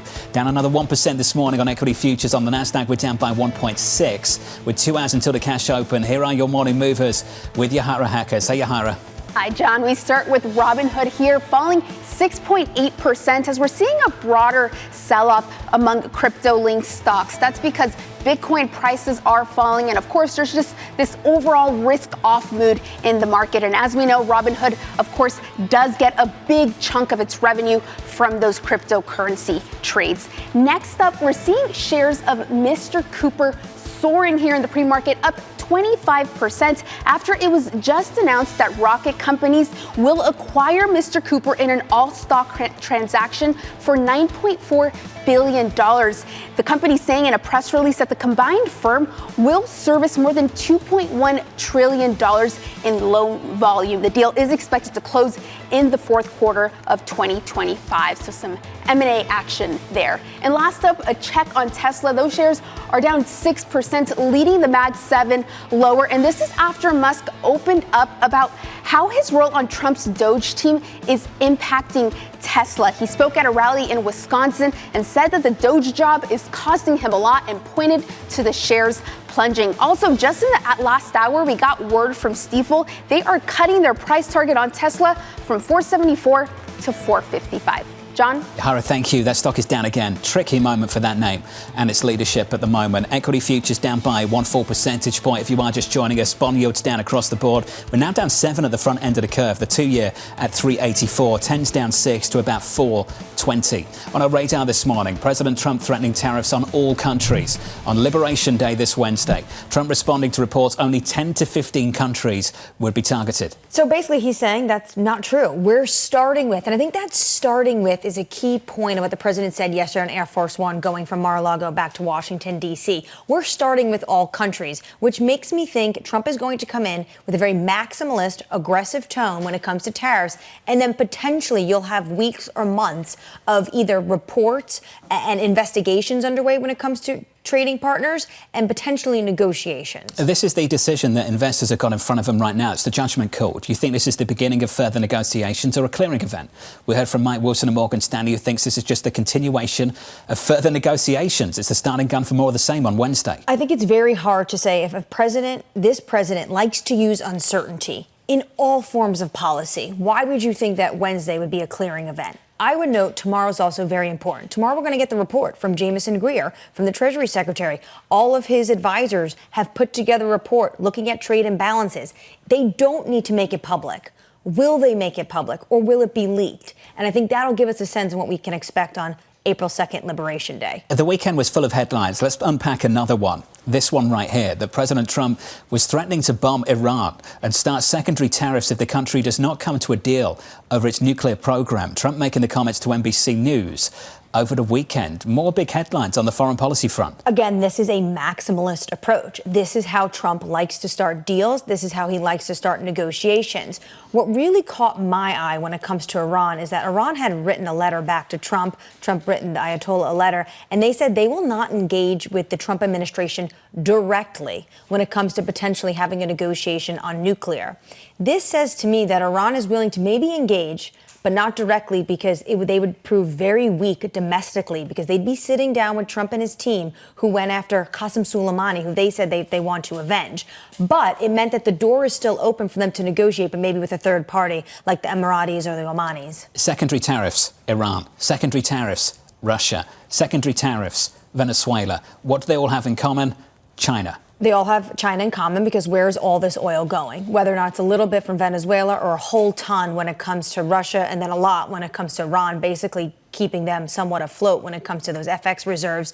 All of this oil is going to China. My question is, we don't have tariffs on these countries. We have sanctions on these countries. So would Trump then have to put tariffs on these countries' oil? I'm a little bit confused on actually how logistically this would play out. But I think the bottom line is he's willing to use economic state warcraft, like the Biden administration, to go after his foes. Crude in Chicago this morning up by 0.5% on Brent.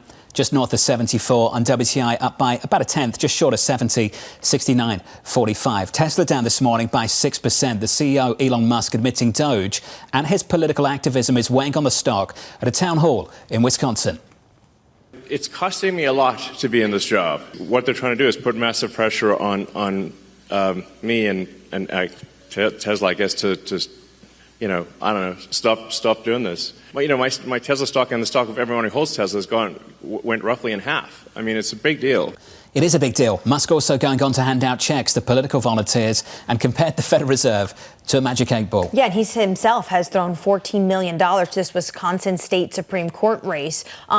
When it comes to the Fed, I was reminded what he did in November of last year. Remember, he put out a Twitter poll, which would do a better job deciding interest rates, the Federal Reserve or the Magic 8-ball. The Magic 8-ball won by 82.5%, according to this Musk poll. So I think he's tactically realizing the consequences of what it means to be the quote-unquote first buddy to the President of the United States when it comes to Tesla stock. But at the same time, he's still willing to put his opinion out there and be somewhat controversial. The focus for them over the weekend was Wisconsin. Florida over the next 24, 48 hours will be fascinating.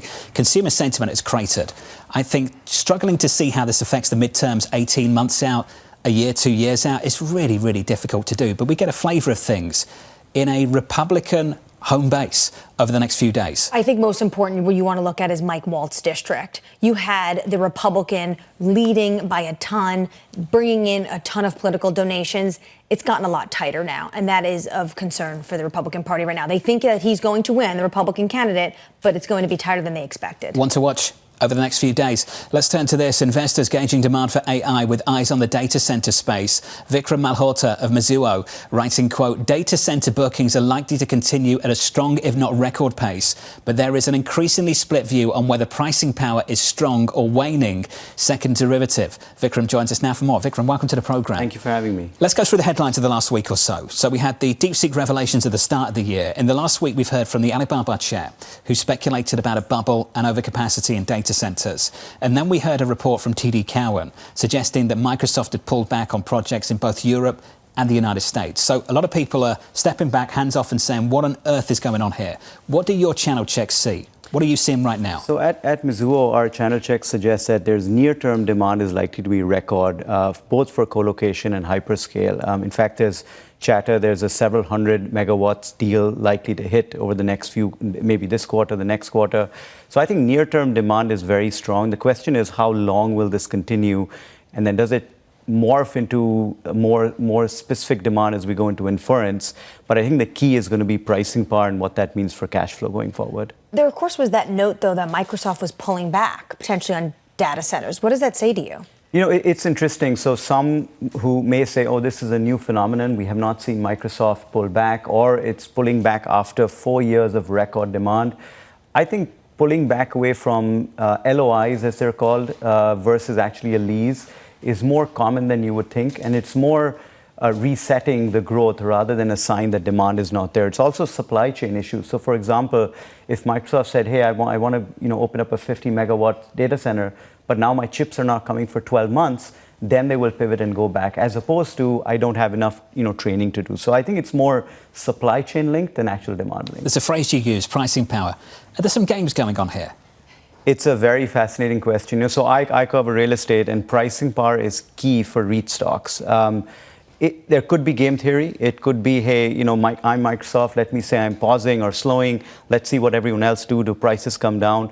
At the end of the day, in any real estate asset class, when you're at 2% vacancy, like you are in data centers, you definitely have record pricing power. And I think the question is, you have essentially Porter's 5 forces. You have 5 or 6 real buyers of the space or lessors of the space. You probably have 30 different landlords. And the question is, do they have any power over these hyperscalers? And one of the buyers of that space, Alphabet, there's a line that came from the CEO a number of quarters ago, and I'm sure you remember that line. You're better to overinvest in this space than underinvest. Do you think that's still the case? I think so. Near term, it makes sense because there's, what we were talking about earlier. It's sort of like, when we got the iPhone, the first iPhone, it was magical. And we're like, oh, this is a game changer. But it was until iPhone 9 or 10 or 11 that was truly a game changer. I wonder if we still need that app or that, let's say, foundational model that's truly game-changing, requires a lot more compute. So near term, I think demand is strong. The question again is, does it sustain itself over the next 3 years? Is there enough power to supply all of this? In the US, we probably have enough power. We probably just don't have the right transmission or getting the power to the right places at this point. So certainly the question is, if demand picks up even further, we need alternatives, perhaps nuclear, perhaps something modular. There's a lot of debate around on-site generation versus linking into the utility itself. Near term, I think we're fine. But the question is, if demand continues at the record pace we saw, then we probably run into a problem. Can I just jump in? Do you think that some of the buyers are getting more comfortable with off-grid power solutions than maybe they have been in the past? I think so. I think there's a desire to be off-grid. There's also a need, just as I mentioned. But theoretically, some of the big buyers also want to be green. So they're also finding ways like solar, for example, wind, turbines. Can we do things that will make us more green as well? I think they are. They also want control over their facilities, so that's why they'd be more comfortable on campus, essentially. That feels like they're going to basically need deregulation, transmission lines, all of that to happen from this administration. Do you see that being the direction of travel? I think so. I think also we need another band of pricing, honestly. We don't know what data centers truly cost. We have commercial, residential, industrial, but we don't have something called data centers. So we probably need a band like that. But yes, I think it all comes down to a lot of these hyperscalers, what they view as critical, which leases, which properties, and then how much control they want. And I do think they're going to move to the direction you just talked about. Vikram, wonderful to get an update from you. Lots to think about, particularly over the last few weeks. Vikram Malhotra there of Mizuho on the latest situation with data centres. If you are just joining us, welcome to the programme. So we're down across the board here on the S&P. We're down by 1 percentage point. On the Nasdaq 100, down by more than that. Over in Europe, the equity benchmark in Frankfurt, Germany, the DAX was lower by something like 2% the last time I looked. In the bond market receives a bid. So we've got yields lower across the board. At the front end of the curve, we're down 7 to about 384. So we kick off Monday morning very much risk averse, 2 days away from Liberation Day. With an update on stories elsewhere with your Bloomberg brief, here's Yahara Hackes. Hey, Yahara. Hi, John.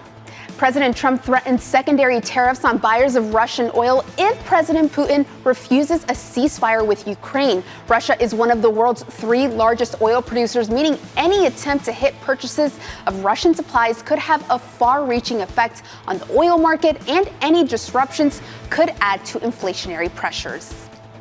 And Apple is preparing its biggest healthcare push to date with a revamped health app and AI doctor service. The service would be powered by a new AI agent that would replicate, at least to some extent, a real doctor. The plan would see the health app collect user data, and then the AI coach will use that information to offer tailor-made recommendations. And gold continues to shine, starting the week with a fresh record high, topping $3,115 an ounce, beating its previous record set on Friday when it recorded a 4th weekly gain. Prices have been supported by growing safe haven demand amid a risk-off mood in markets, which we're seeing today. That's your Bloomberg Brief. John? Yahara, thank you. Gold up by 1% on the session already. Up next on the programme, reshaping global trade. I think the first thing that I'm hearing is certainty, and just lay out the plan on how you want to use tariffs to open up more markets. It's best to tackle this Canadian and Mexican issue inside a new and revised USMCA. We'll extend this conversation with Noor Cristiani of JPMorgan Private Bank, live from New York City this morning. Good morning. You're watching Bloomberg TV.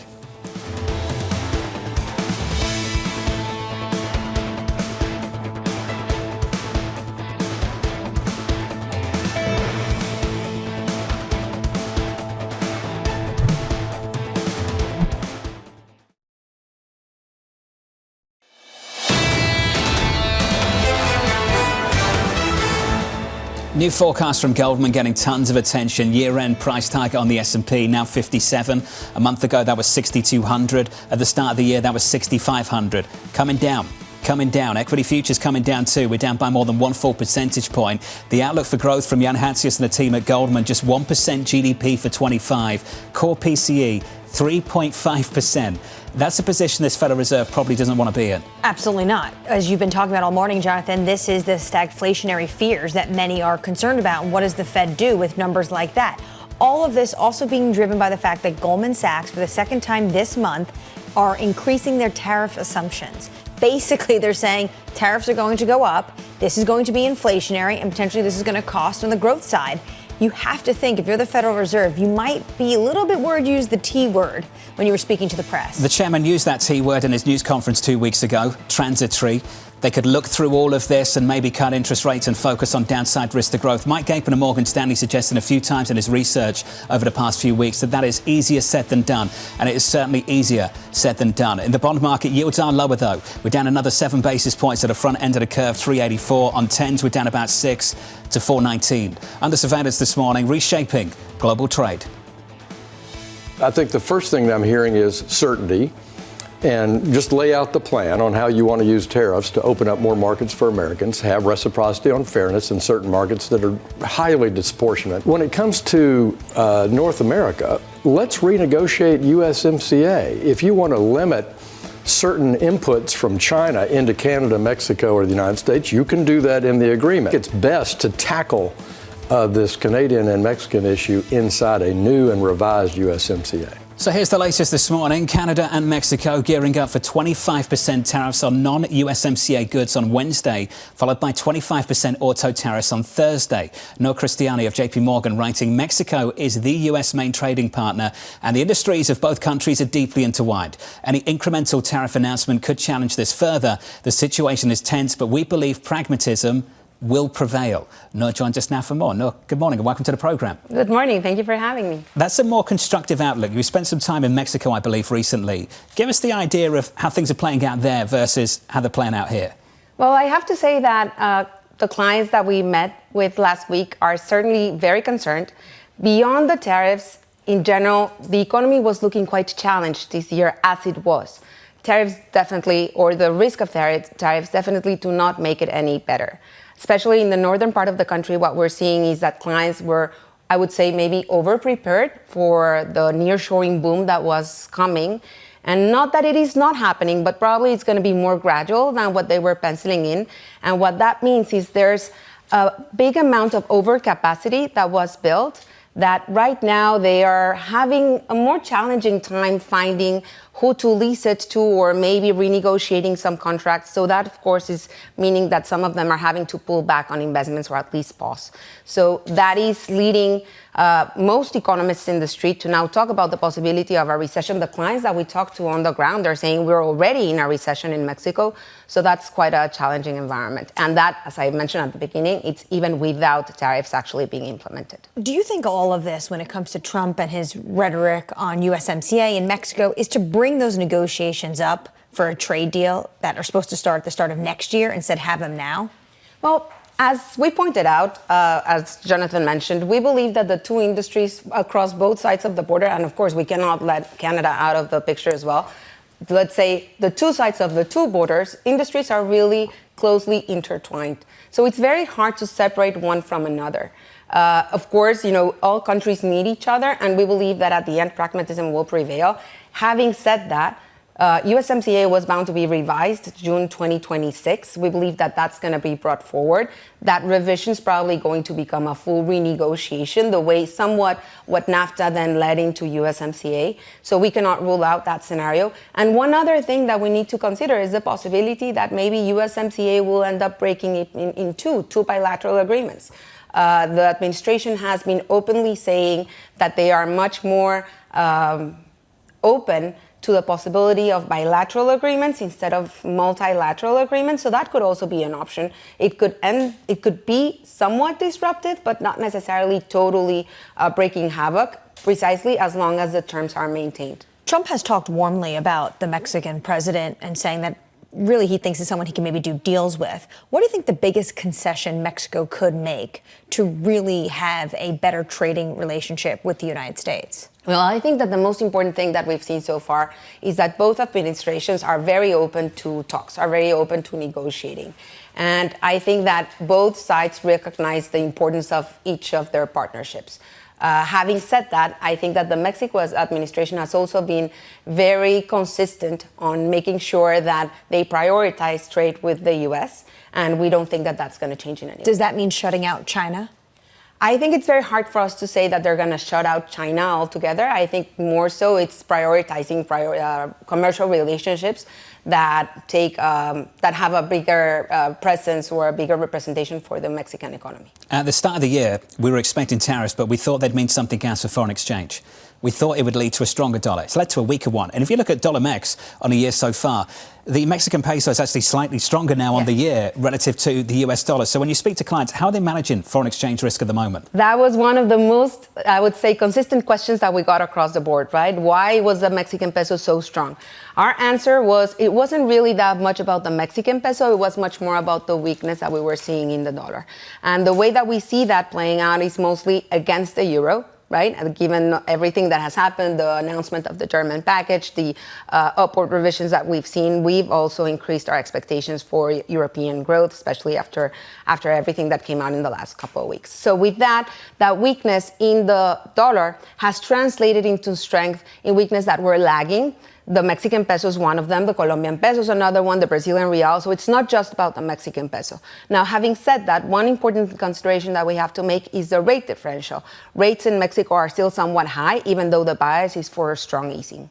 Do you think, given the overcapacity that you indicated at the start of the conversation, there is space for Mexico to reduce interest rates maybe more aggressively in the year ahead? Yes, we do expect the central bank to cut back more aggressively. They cut last week by 50 basis points, and we expect continued cuts in a 50 basis point increment. When it comes to that overcapacity, what do you expect these companies to do? Why they wait for potential renegotiation of USMCA, which could be 6 months to a year? Well, this overcapacity is not necessarily totally idle. Some of them, what they're saying is, okay, we are closing into the next renegotiation. At first, I thought I had all the cards in my hand, and now maybe I'm going to have to wield some of that power to my counterparty. So we think that eventually there's going to be a new equilibrium. Who's the winner? So in the winner of the first round of the trade war we saw in the first term, it was Mexico. Went after China. We had all this conversation about nearshoring, friendshoring. Mexico wins. Who wins now? I think that everybody should win, right? There's a possibility that things turn south and go sour. We don't expect it to be that way. And at the end of the day, the conclusions that we had from most of our conversations with Mexico and with Mexico industrials were that at the end of the day, business people tend to find a way out. And we don't think that this time will be any different. So one interesting, and I'll make one very specific example. Back in the NAFTA renegotiation, when it turned into USMCA, the national content, the domestic content requirement moved up from 60% to 75% for key industries. Okay, everybody was freaking out in Mexico. Why? Because they didn't have the capacity to bring that all the way up to 75%. Where did that lead us at the end of the day? Capacity was actually installed in Mexico. There were new factories, new production facilities. There was more education, more R&D, and we don't think that this time could be any different. We don't know where this is going to lead into, whether it's going to be a new USMCA 2.0, whether it's going to be a new bilateral agreement. But at the end of the day, the fact that as long as the importance of the commercial relationship between the two partners is maintained, there's definitely space for increased productivity in both sides of the border. This was a refreshing conversation, let's put it that way. A pragmatic approach from the Mexican side, potentially. What I keep coming back to, though, when it comes to Mexico, if they want to prioritize the United States, does it mean putting up the walls that the U.S. would likely want to see when it comes to tariffs on China? No, Cristiani at JPMorgan Private Bank. No. Thanks for coming in. Appreciate it. Thank you. Equity futures on the S&P right now down by more than 1 full percentage point. Up next, Darrell Cronk of Wells Fargo, John Murphy of Bank of America, Neil Dutta of Renmac, and Deborah Cunningham of Federated Hermes. From New York City this morning, good morning to you all. The third hour of Bloomberg Surveillance. Up next.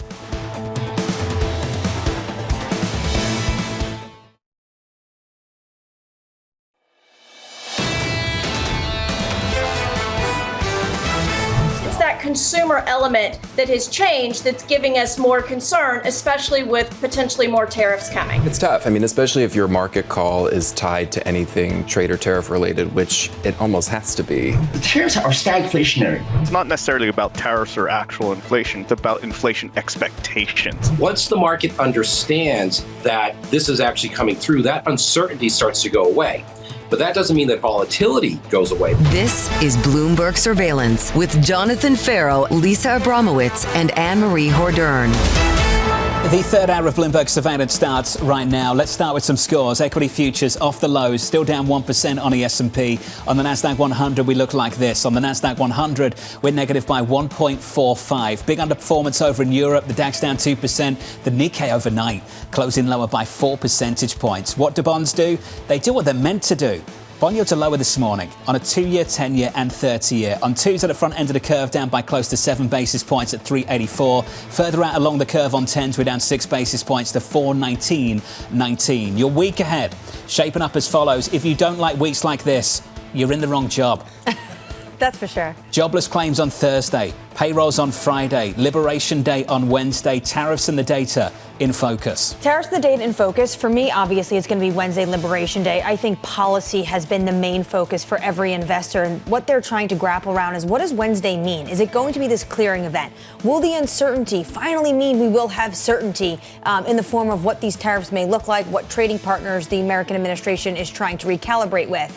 I don't think so. Trump's coming in a very maximalist approach. What levers is he going to be using? How is he going to structure this legally? And is it the opening salvo for negotiations down the road? I'll give you 3 takes, and they're all the same. Max Kettner, HSBC. Tariff noise likely to extend beyond the 2nd of April. Morgan Stanley's Dan Skelly.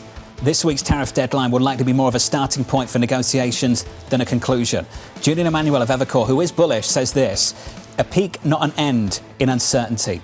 This just goes on and on in the minds of many. And the problem is, how damaging is that going to be when you see consumer sentiment, when you even see things like a CBS YouGov poll over the weekend that shows that people are concerned about going out and spending, and because of the tariffs that are emanating from Washington, D.C. And then you have to think, this makes the Fed's picture for the future so much harder. Upside risk to inflation, downside risk to growth. What does the Fed do? So far, they can sit here and say what they have been saying. Soft data bad, hard data okay. Soft data, survey data, consumer sentiment 2-year low. Long-term inflation expectations 32-year high in New Mitch on Friday. Anxiety about unemployment, 2/3 expecting unemployment to rise in the year ahead. The highest reading going back to when? Back to 2009. Are things that bad? Will it just stay in the soft data, or will it spill over to the hard data? That's why this week is so important. ADP, jobless claims, JOLTS, payrolls on Friday. We get some hard data. Does it bleed into the labor market? I thought that was a fascinating line from you, Mitch, on Friday. Labor market expectations worsened considerably, not just among Democrats, across demographic and political groups. On top of that, we have been talking about for years, since the pandemic, it's the high-end consumer that's lifting all boats when it comes to the U.S. Well, expectations among high-income consumers, they also sank. It's across the board. Equities down across the board this morning as well. We're down by 1% on the S&P. Coming up this hour, Darrell Cronk of Wells Fargo with 2 days until Liberation Day. John Murphy of Bank of America on how the auto sector is bracing for 25% levies. And Neil Dutta of Renmark on whether there's a light at the end of the tunnel. We begin this hour with stocks on course to wrap up their worst quarter since 2022. Darrell Cronk of Wells Fargo seeing tariffs having a measured impact, writing tariffs hurt the economy by complicating capex decisions about the future. But today, the issue is mainly price increases, which we foresee as incremental and dilute. Darrell joins us now for more. Darrell, good morning. Good morning, John. I have to say, that's a more constructive view from you. Yes. Where does that come from? What underpins that view? Well, I think it's, obviously Wednesday will be big. We're looking at it through kind of 3 lenses. One is, what is the universe, right? So think tariffs on imports themselves. I'm really focused on things like the VAT as item 2, right? Then you've got non-tariff subsidies, things like, where you subsidize an industry. And then you can also have some noise around currency manipulators. Countries are labeled by Treasury as currency manipulator, or at least put on watch lists, right? That universe will break down between universal and sectoral. And then I think what we really want to focus on Wednesday is what's known versus unknown, right? So we know the autos, right, at 25%, imported autos and auto parts. We know we're probably going to see the additional tariffs on Venezuelan oil, right? And we know that there's going to be some impact on Mexico and Canada, the USMCA coming back, maybe 25%, maybe less. The key is, do we buy another kind of month of negotiation time, as the Treasury Secretary would say, escalate to de-escalate, right, and some room to negotiate? Or do we just, on April 2nd, let them have it, right, and kind of implement those tariffs? Do you think that it's going to be reciprocity for each individual country or universal across the board? I think it's country by country. I mean, I know there was a lot of banter about universal over the weekend. And the entire campaign trail. I understand. And I think that's part of that escalate to de-escalate. It's trying to send kind of the worst case message and scenario. But I think what the president and the administration is really interested in doing is negotiating country by country on very specific things. Like what we still haven't seen is tariffs on pharmaceuticals. We haven't seen tariffs on semiconductors. We haven't seen it on copper, timber, lumber, right? A lot of those sectoral elements that people are talking about are still forthcoming. So whether we get some of that on Wednesday or not, I think is important. But I don't know that I'd look for just broad-based universal tariffs. I think it's a negotiation ploy country by country. Do you think some countries, say they have a massive export of copper, they will face both? Yes. So they will be doubly taxed. Yeah, I think if you break down, so very interested in closing trade deficits, right? If you look at the top 3 trade deficits, China runs about a $295 billion trade deficit, number 1. Mexico, number 2 at $175 billion. Vietnam, number 3 at $125 billion, right? And then you go down, actually Canada is number 8 on the list of actual goods trade deficit. If you close that, and only close that at the same tariff rates as what they charge us, it's about $50 billion worth of tariffs. If I add in the VAT, right, the value-added tax, now we're talking 3x that number. It's about $170 billion by our math. So the VAT matters, I think, in how they're going to play this out in the coming week. This is a relative game, but who wins, who loses, relatively speaking.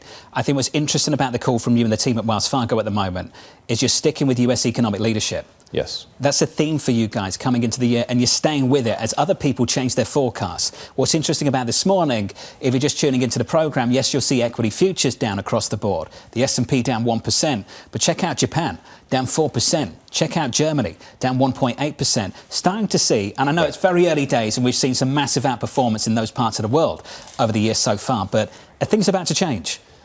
Yeah, I think there's a lot of chasing that happened earlier this quarter, particularly. Let's pick on Europe, for example, and the German fiscal spend on defense and everything else. If you go back since 2007, so go back, literally, almost 20 years, 18 years, the time period of sustained European outperformance relative to the U.S., I threw a chart in my notes today, shows that it's on average about 90 to 180 days, and then it fades. Why does it fade?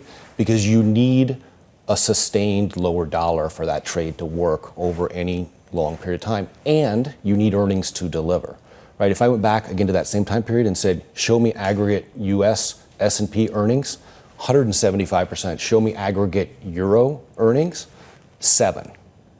That's the differential over that time, aggregate, right, of earnings growth. So if I don't get earnings growth and I don't get a weaker dollar over any period of time, that trade invariably fades on you. So far, this trade story has led to a weaker dollar. Do you believe that reverses, and why? We think it stabilizes here, right? So I would not look for the Dixie to go back to 110 across the broad baskets, but I do think you can have it go back to kind of the 106, 107 kind of range and just stabilize here. I wouldn't look for just continued weak dollar, right? And if we are, that kind of flies in the face of this growth scare, right? Because obviously, if you're going to get growth scare, what's going to happen? Flight to quality, U.S. Treasuries rally, dollar rallies, right? All that stuff. That just doesn't make a lot of sense to us. This administration, do you think, wants a weak dollar because they want to see, a rejuvenation of exports? I think they're quintessentially the same as a lot of administrations that say they want a strong dollar but actually want a weak dollar, right? Because the weak dollar favors economic growth to an extent, as long as it's not a debasement of the currency or something like that. It's just a sustained kind of steady weakness.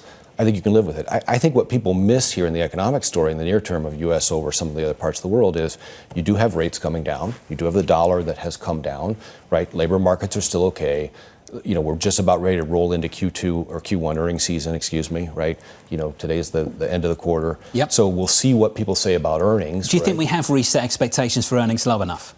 Not yet. I still think that has to come. And I think what happens is whether it's consumer spending, if you look at the drivers of what's been the growth drivers in the U.S. economy, it's AI CapEx, it's the high-end consumer spending broadly, but particularly the high-end consumer, and it's the fiscal impulse, right? So if I lose those engines, right, am I losing AI CapEx? Am I losing the high-end consumer?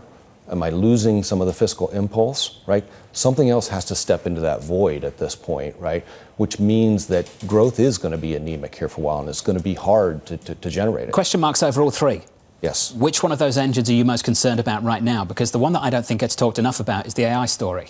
We're all obsessing over the trade headlines, but over the past few weeks, we've had some pretty damaging headlines for that part of the market, and it's an important part of the equity market.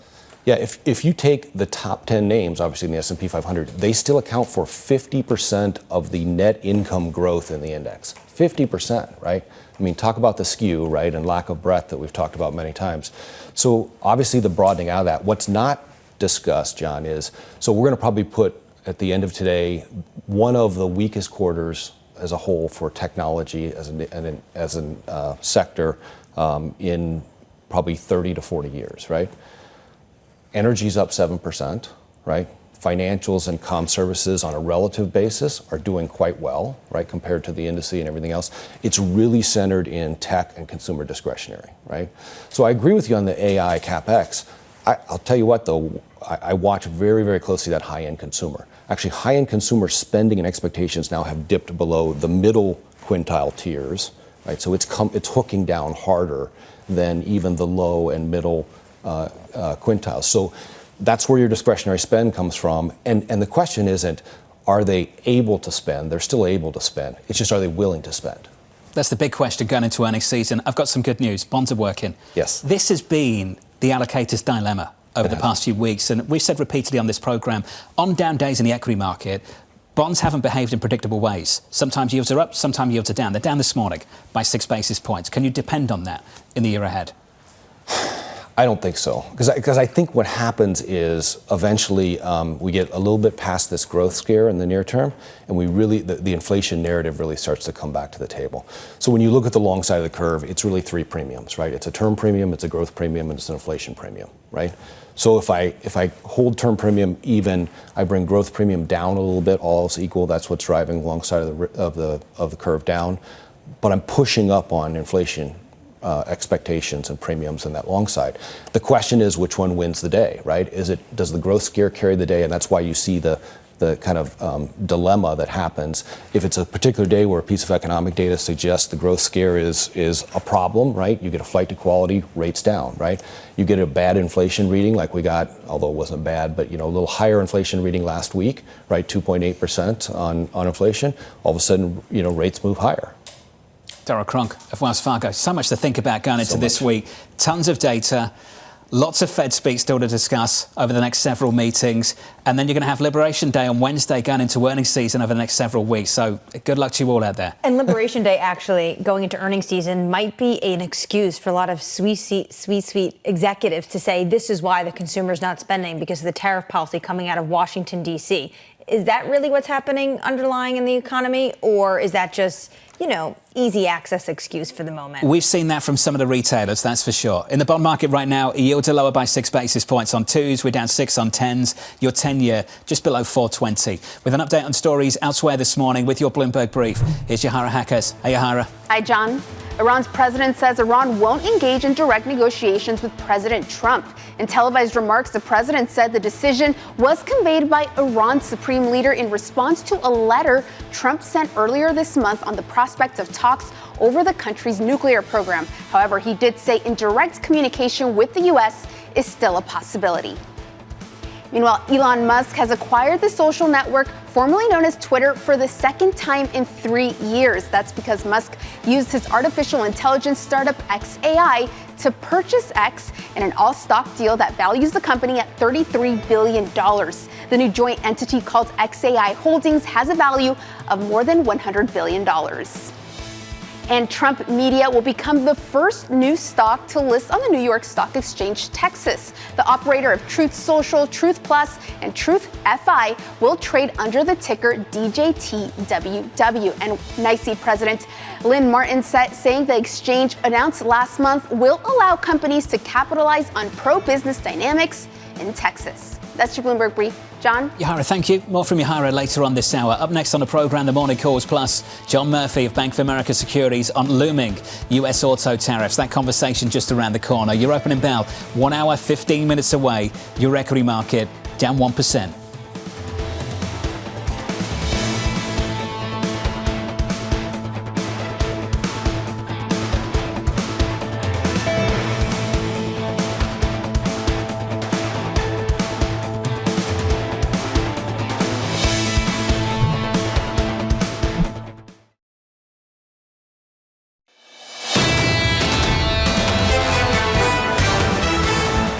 The open in about 1 hour, 12 minutes away, 3-day losing streak through Friday. It's about to become day 4 unless this turns around. We're down by 1% on the S&P, negative by 1.6 on the Nasdaq 100. That's the price action. Let's get you some morning calls. BMO downgrading US Steel to market perform, pointing to uncertainty over a deal with Nippon Steel. Your second call from Wells Fargo, lowering its price target on Alphabet to 167. Seeing ongoing disruption in the search business, that stock down by another 1 percentage point. And finally, Stifel cutting its price target on Tesla to 455, citing lower sales and headwinds from the, quote, anti-Elon Musk crowd. That stock is down again this morning. It's negative 6% in early trading. Let's stick with autos. The industry bracing for 25% tariffs on imports set to take effect on Thursday. President Donald Trump telling NBC News he, quote, couldn't care less if automakers raise prices in response. John Murphy of Bank of America writing vehicle prices could increase as much as $10,000 if automakers pass on the tariffs in full. John joins us now for more. John, it's good to see you, sir. It's good to see you here. I'm sure you're exhausted, so thanks for being with us. Yes, I'm very exhausted. There's a lot going on. And you're going to be exhausted this week too. So let's start with the tariffs. 25%. How much of a pass-through are you and the team expecting? Well, I mean, it's really unclear. Like you kind of let in there $10,000 on imported autos assembled elsewhere outside of the U.S. would be subject to potentially as much as $10,000 if they decided to pass through the tariffs completely. If they decide to break even in the interim, right, they make a decision. Listen, we're going to keep making vehicles. We're going to try to maintain our market share. They may pass through about $4,500. Or if they do something, even more extreme, they might decide, listen, we're not going to be able to make money on these vehicles. We're not going to import any, and we've got risk of the 7.6 million vehicles that are imported to the United States potentially being at risk. So there's a lot of layers of how this could get passed through and the impact on sales. The management teams, I imagine, aren't standing still. I'm sure that you've been in touch with many of them over the past week or so. Stellantis, Ford, GM, Tesla. Tesla, limited impact here. Of the other three, how are they preparing for Thursday? What do they do? Well, I mean, I think we've got the answers for the moment for Thursday. We don't necessarily have the answers for Friday or the following week yet. So the volatility in sort of what's going to happen here, or the uncertainty, is pretty extreme. And I think when you look at this, you're making a product and plant decision about 3 to 4 years out, and then you're going to live with that for about 7 years out from that as the product is launched in the market and produced. So you have a 10+ year window of committing capital. So it's very difficult on a weekly, monthly, or an even annual basis for them to make very significant shifts. So I think at the moment, they're going to look at increasing some employment here in the U.S., trying to ramp up the utilization of their plants here in the U.S. to offset this. But from a large degree, they're not actually doing anything just yet because they don't know the rules of the game and they're long-term capital allocators. Who's best positioned going into Wednesday? So I think if you look at Tesla, Lucid, Rivian, the startup EV names here in the U.S., they basically are largely unexposed except for some of the electronic components that they would import. Ford is actually in a pretty good position. They're only importing 20% of their volume or vehicle volume here in the U.S., and none of that is really the big ticket items like the Expedition, Navigator, F-150, or even Super Duties. But you go down the list, GM's about 50-50 imports domestic to the U.S. But then you have companies like Nissan, Mazda, Subaru, some of the other names that are reasonably exposed. And I think there's a lot of sort of mid to long term sort of game theory you have to play here of where the market will go. And I think most of these manufacturers are going to produce higher end, higher mixed vehicles to try to offset this incremental cost. And I think that's really important to recognize. The low-end consumer is not going to be served, so basic transportation is going to be less available to the American consumer, and if it's available, it's at a higher price. I think the real long-term thing to think here is this is the door opening to the Chinese at the entry level and potentially coming here and building plants, employing Americans, potentially bringing their entire supply chain here and entering at the low end. I think if you sort of run this forward a couple of years, that's the thing we really need to think about. Are you basically talking about the Chinese companies doing what Japanese companies did 2-3 decades ago? Correct. We saw the Japanese do it in the 70s and 80s. We saw the Koreans do it 80s and 90s. It takes 10 to 20 years once you're here in the U.S. market to actually really gain a foothold. But I think that's probably what we're staring down the barrel of if this holds. So the price war already started. It's important to take a big step back here and think about what the last 2 years looked like. We were talking about a real price war in China. We were talking about automakers cutting prices because the demand wasn't there. So when the president comes out and says things like, I don't care if they raise prices, is the consumer price tolerance even there in this economy for them to raise prices? Well, we're already drifting off of all-time highs in auto pricing over the last couple of years. So I think if we were to look at this and really spread everything that we know right now as best we can, we're talking about a 5 to 15% on average price increase in vehicles. The consumer is not really there for that. So that would have a very significant impact. We kind of roughly are assuming it's a 2.5 to 3 million unit hit to SAR just based on price pass-throughs, right? So that's a pretty big hit to the market that's about 16 million units right now. I'll have to go back to more of what the president said over the weekend. To Jonathan's point, he's talking about I couldn't care if these automakers raise prices. He said that then they're going to start buying American cars. The number one car being sold right now in America is a Toyota RAV4, but it's produced in America. So say, would Toyota get an exemption or a carve-out? Well, I think that RAV4 wouldn't be tariff, save maybe the powertrain and electronic components that are in it that might be imported. We have to kind of dig through that. Everybody's still digging through this. So yes, it might be non-U.S. companies, but it would be U.S. workers that would benefit. And I think that's kind of the ultimate end game. I mean, our rough estimate is you could have 105,000 direct jobs if you brought all that 7.6 million units of production or demand/production back to the U.S. Create another sort of almost a million.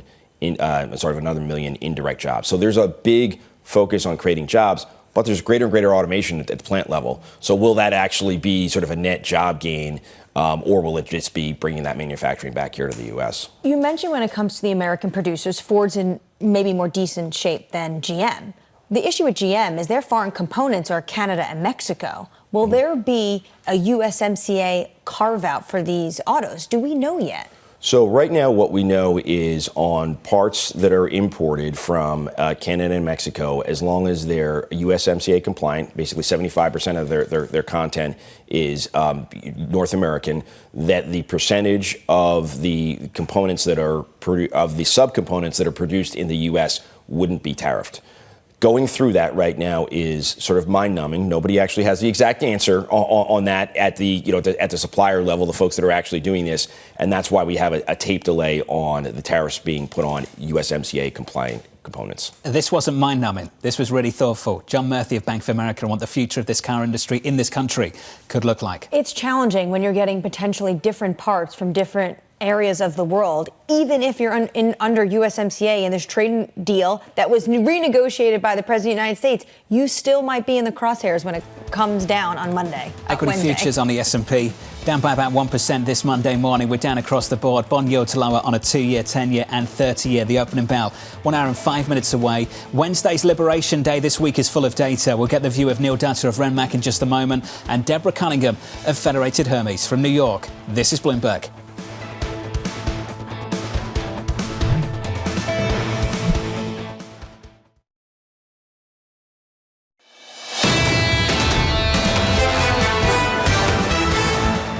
So here's the story. 3-day slide on the S&P, about to become day 4. On the S&P 500, negative by 1%. On the Nasdaq, we're down by 1.4. The final trading day of the month of March, the final month of the first quarter. And we are down and heading towards the biggest monthly decline since 2022, down 6% so far.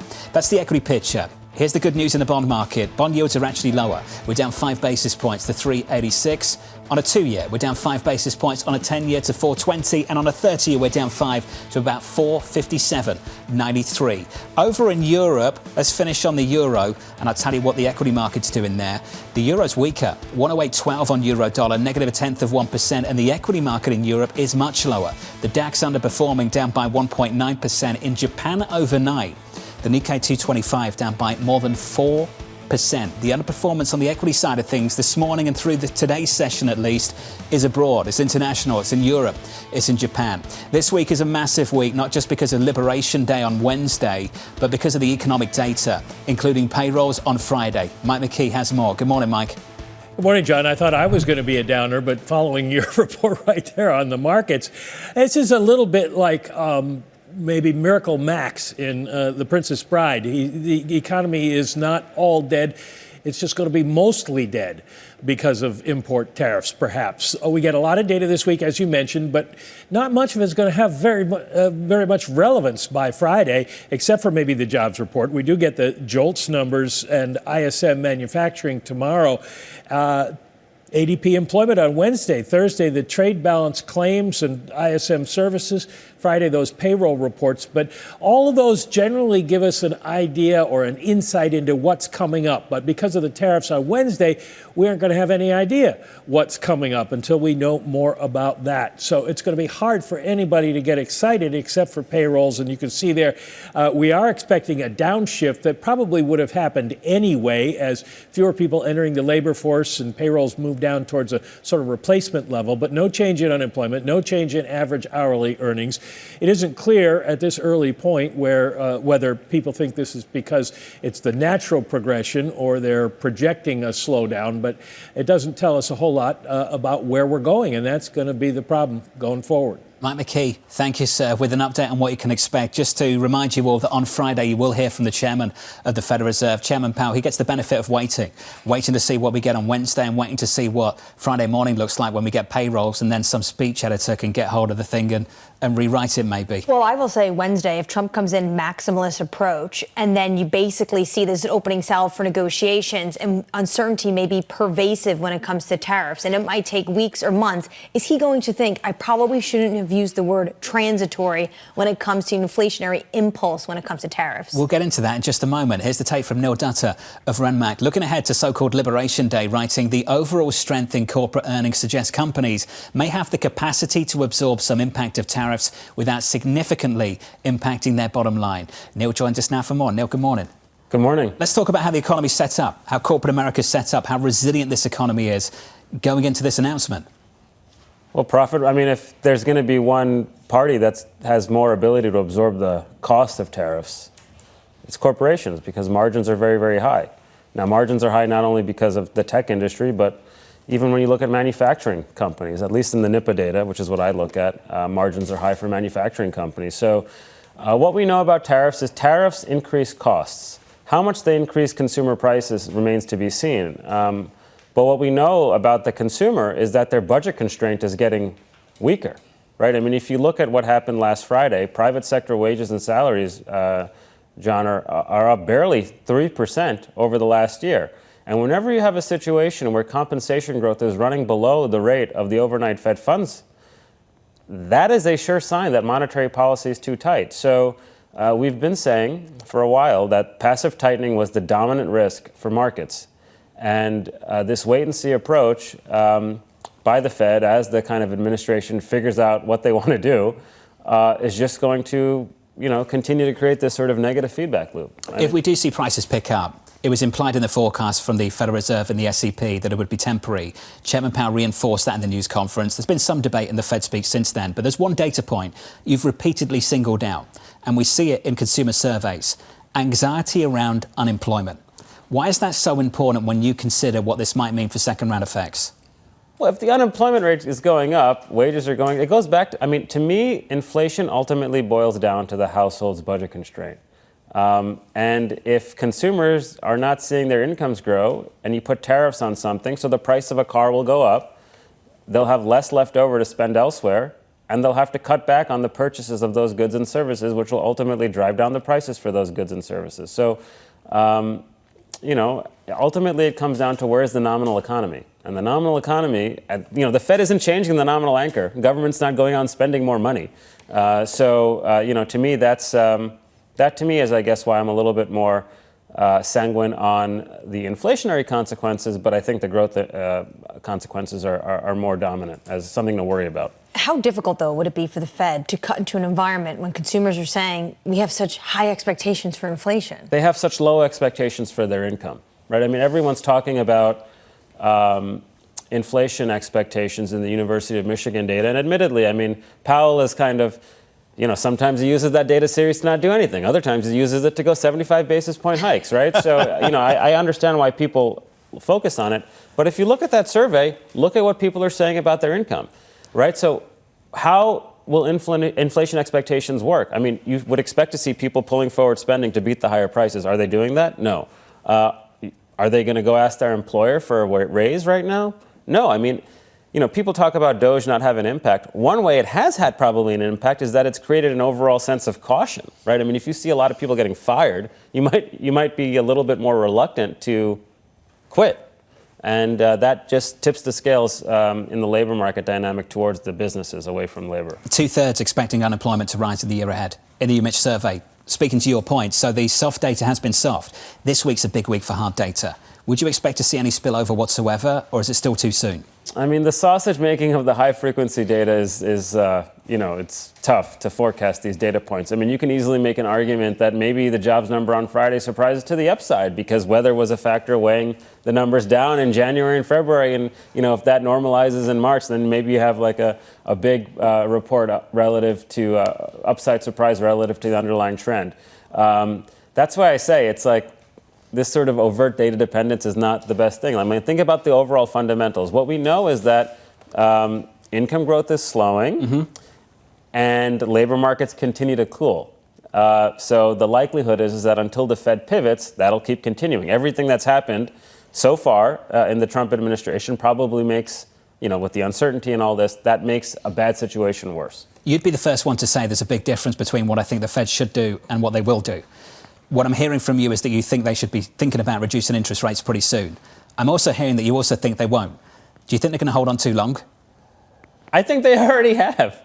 I mean, I think the pivot in December was a mistake. I mean, they've kind of invited this sort of game of chicken with the administration. I mean, they said that they wouldn't prejudge policies, then they did. And, now in their defense, I mean, Trump has given them every reason for that pivot with the tariff policy. But I do think that as they kind of wait and see this wait and see, let's see what happens, and kind of not focus as much on the incoming data, to me, that's a mistake.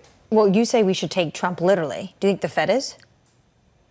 I mean, let's see. I do think we should take Trump literally because we've had this now with the tariffs. Every iteration of what Bessent said at his nomination, we got the fentanyl use for it. Now we're seeing the reciprocal use for it. Like this is a way to level the playing field. We're going to put tariffs on to actually escalate to de-escalate so we get a fair trading. And now, journal article this today talking about, we're thinking about a 20% tariff, which means they're using it as a pay-for scheme for other parts of their agenda, right? Because a 20% universal tariff raises a little over $3 trillion over 10 years, which would help the math for what they're trying to do. If they go to 20% universal tariff, that's a very maximalist approach. Do you think that's the start or the end? I have no idea. I know they read your research. What are you telling them to do, Neil? Huh? What would your advice be? Yeah.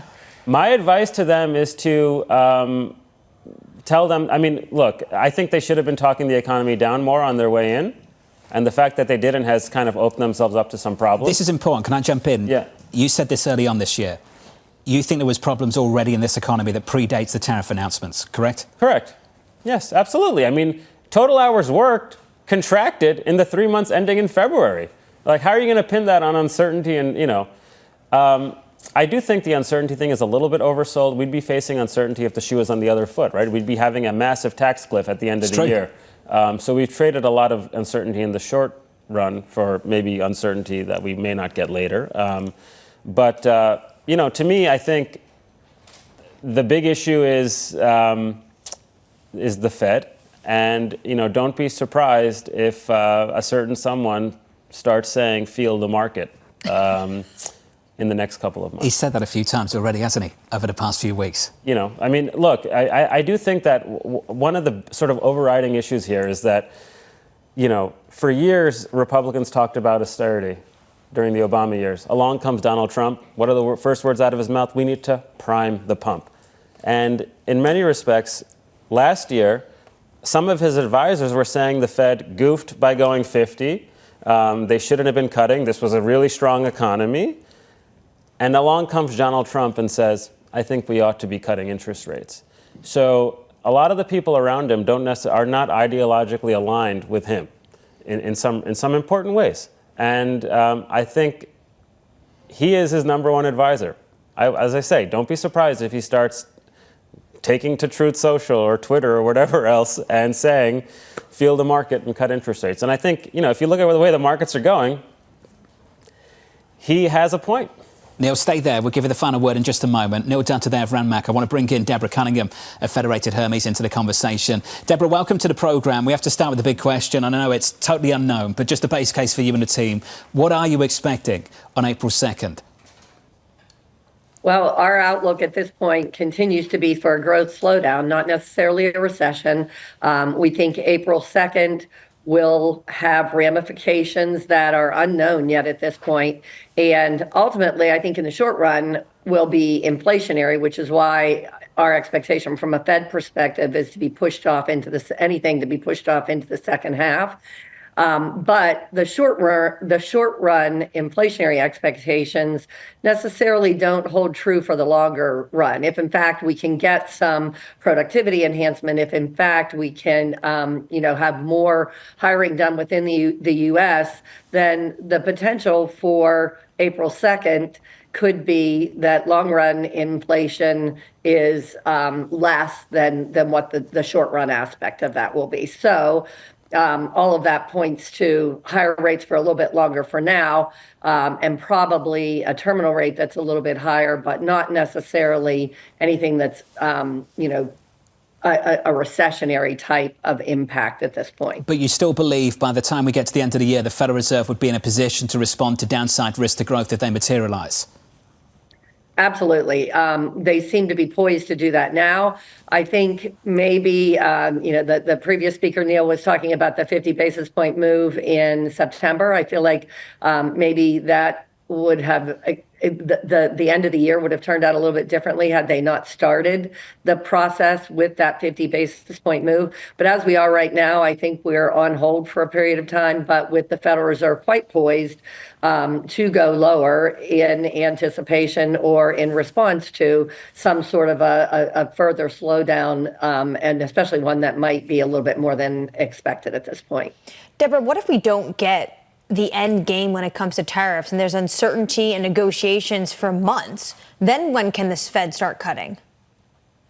Well, I think the Fed is on hold for a period of time until there's a little bit more clarity, because it certainly seems like every time, something is expected on a date or on a day of the week, is within, hours, days, or weeks, it's negotiated away into something that's maybe less or different. And so I feel like for that reason, the market has had a lot of volatility associated with it. Short-term markets, long-term markets, equity markets, all being up and down with pretty broad trajectory.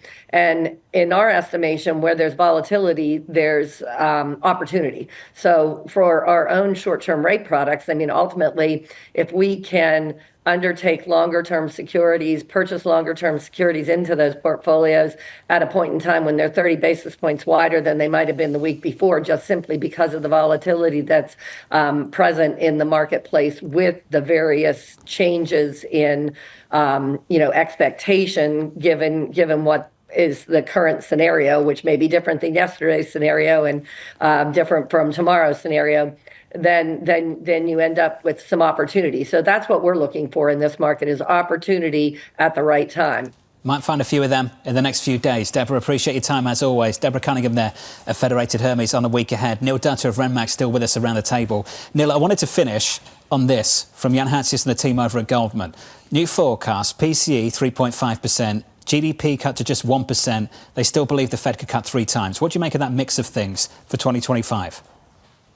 I think they're largely just following them. Price has an interesting way of leading the narrative, right? And so if you look at a chart of corporate credit spreads and just try to determine what that implies for recession probabilities in the next 12 months, 35, 40% makes sense, right? So I think that's what they're largely doing. And 1% real growth.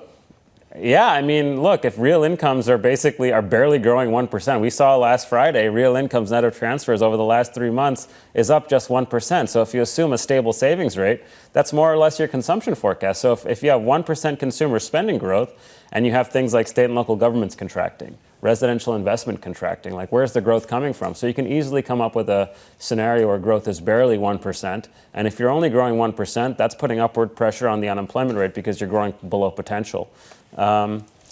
They also increased their tariff assumptions for a second time in less than a month. And that seems to be driving a lot of these downgrades in the S&P 500, upgrade and potential recession fears. Do you think any of it is warranted? Because I know you think the underlying economy is weak even before the tariff policies. Yeah, I mean, I understand why people are adjusting those estimates. If, let's say, Wednesday comes around and it's not as bad as fear, maybe you get a relief rally, and then we'll go back to. I mean, remember, John, remember this too. People were lighting their hair on fire over Brexit, and then a week later, we were back. Basically, the FTSE was back to making new highs. So you have to be sort of careful. But I do think if there's a period of calm with respect to tariff policy, because it's not an on-off switch, it's a dial with Trump. That might mean that people start focusing back on the economic data, which would still be quite sluggish. So you could see a relief rally, and then maybe it goes back down. Expectations for Friday? Payrolls? What are you looking for? Really? I have that difficult. I don't know. I mean, I think focus on the unemployment rate, focus on the household survey. I mean, that's going to be less affected by, weather stuff. And if things like prime age employment rates are going down, which they have been, then, you should be dialing up your concern. Neil Dutta of Renmark. Neil, good to see you in person. Thanks for dropping by the studio. Thank you. Neil Dutta there, in a shirt and tie as well, in a suit. Thanks for making that happen as well. We appreciate that. That's payroll survey, a sneak peek of our side of things, putting all these estimates together. The median so far, and it can change, of course, as we get more updates and more estimates. 138 is the median at the moment, and the most bullish forecast on the street, and again, this can change. At the moment, it's Bank of America at 185. Let's get you an update on stories elsewhere this morning. Here is your Bloomberg Brief with Yahara Hackers. Hey, Yahara. Hi, John. Uber and OpenTable have announced a new strategic partnership. The first of its kind collaboration will integrate the company's apps to offer dining reservation access and transportation options. The partnership is expected to roll out in phases throughout the year. Meanwhile, in March Madness, the men's Final Four is set, and for the first time in 17 years, all four teams are #1 seeds. Florida returns to the stage for the first time in 11 years. They take on Auburn. Houston will face Duke. Houston is looking for its first ever title as Duke aims to end a 10-year drought. And in the women's tournament, top overall seed UCLA reached its first Final Four with a 72-65 victory over LSU. UCLA will face the winner of tonight's game between South Carolina and UConn. The Final Four is Friday night in Tampa, Florida. That's your Bloomberg Brief. John? Yahara, thank you. Thanks for this morning. Don't know what happened to the golf news, so here it is. Congratulations, Minwoo Lee. First win on the PGA Tour. Just phenomenal to watch him win over the weekend. Great to see Gary Woodland up there on the leaderboard as well, and the former Scotty and Rory going into the Masters in a week or so. Don't have to talk to me about it. It's okay. You don't care about golf when the Yankees are just crushing. We've done the Yankees already, and that torpedo bat, or wherever it is. Up next on the programme, setting you up for the day ahead, you're watching Bloomberg Surveillance.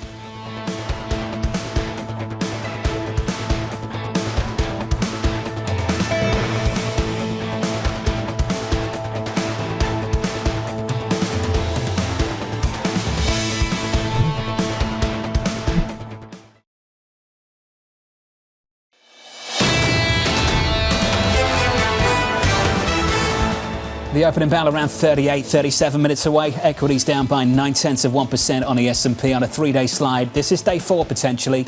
Can change. We're down by 1.2% on the Nasdaq going into the cash open. Your week ahead looks like this. Lots of economic data tomorrow morning.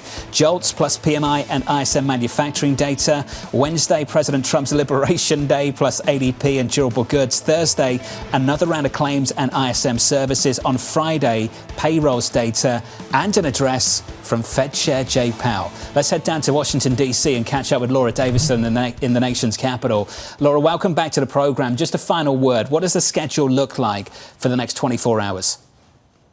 So Trump will sign 2 different batches of executive orders today. In this latter batch, around 5:30 in the evening, he will invite reporters into the Oval Office, where he's sure to get a barrage of questions about tariffs and also potentially tax cuts. Scott Bessent and senior House and Senate leadership are scheduled to meet tomorrow about how to advance this bill. Senate leaders are looking at potentially a vote on sort of a preliminary tax cut bill as soon as this week.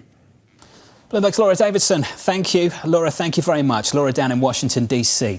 On the week ahead, coming up tomorrow, Jonathan Stubbs of Berenberg, Ed Giardini of Giardini Research, Emily Rowland of John Hancock and Tiffany Wilding of PIMCO. A stacked lineup for you going into what is an important week. Liberation Day, Jonathan, Wednesday. I'm getting already lots of messages this morning from people down in Washington, D.C. trying to game out what Wednesday is going to be in terms of, will this just be an opening salvo for trade? Will there be tariffs day one using IEEPA or 338, or potentially is it going to be a slow rollout, meaning there has to be investigations when it comes to trading partners, and potentially if they're going to go that route, it means they're concerned about the legality of all this. So this may take a lot longer. So this clearing event that the market's hoping for may not be happening this week. Based on your reporting, all of the above potentially, right? Exactly, yes. And I also think that you have to look at what some of his advisors have said over the weekend, whether it was Peter Navarro or Kevin Hassett. Kevin Hassett, I can't give you any forward guidance on what's going to happen this week. The president got a heck of a lot of analysis before him, and he's going to make the right choice, I'm sure. That says to me that there is still some discussion about what they might announce on Wednesday. Key tomorrow, this report that the president asked for, an executive order after Inauguration Day, is going to be presented to him. This is from USTR's Jamison Greer, and they're going to be looking at the trade imbalances of all these partners. After he reads through that and gets a briefing on that, then I think they'll make some final decisions. Do we get to see that report is a key question people are asking themselves this morning. That right there is your week ahead. Lots of trade. Concludes with Liberation Day on Wednesday. Lots of economic data. Look out for the ISMs. Look out for jobless claims. Look out for payrolls on Friday. And then that man right there, Chairman Powell, gets to talk about it all going into the weekend. Going into the opening bow this morning, equity futures on the S&P negative by 0.9%. We are down across the board. Over in Europe, the DAX is lower. That's where your underperformance is at the moment. It's down by 1.8%. Over in Japan, a brutal session to kick off the trading week. We were down 4% on the Nikkei 225. The good news in the bond market is bonds are rallying on a 2-year, 10-year and 30-year. Yields are down across the board. We're down 5 basis points on 10s to 420. From New York City, it's day one. A big week still to come. 2 days away from so-called Liberation Day. From New York City, looking forward to being on that journey with you. Thank you for choosing Bloomberg TV. This was Bloomberg Surveillance.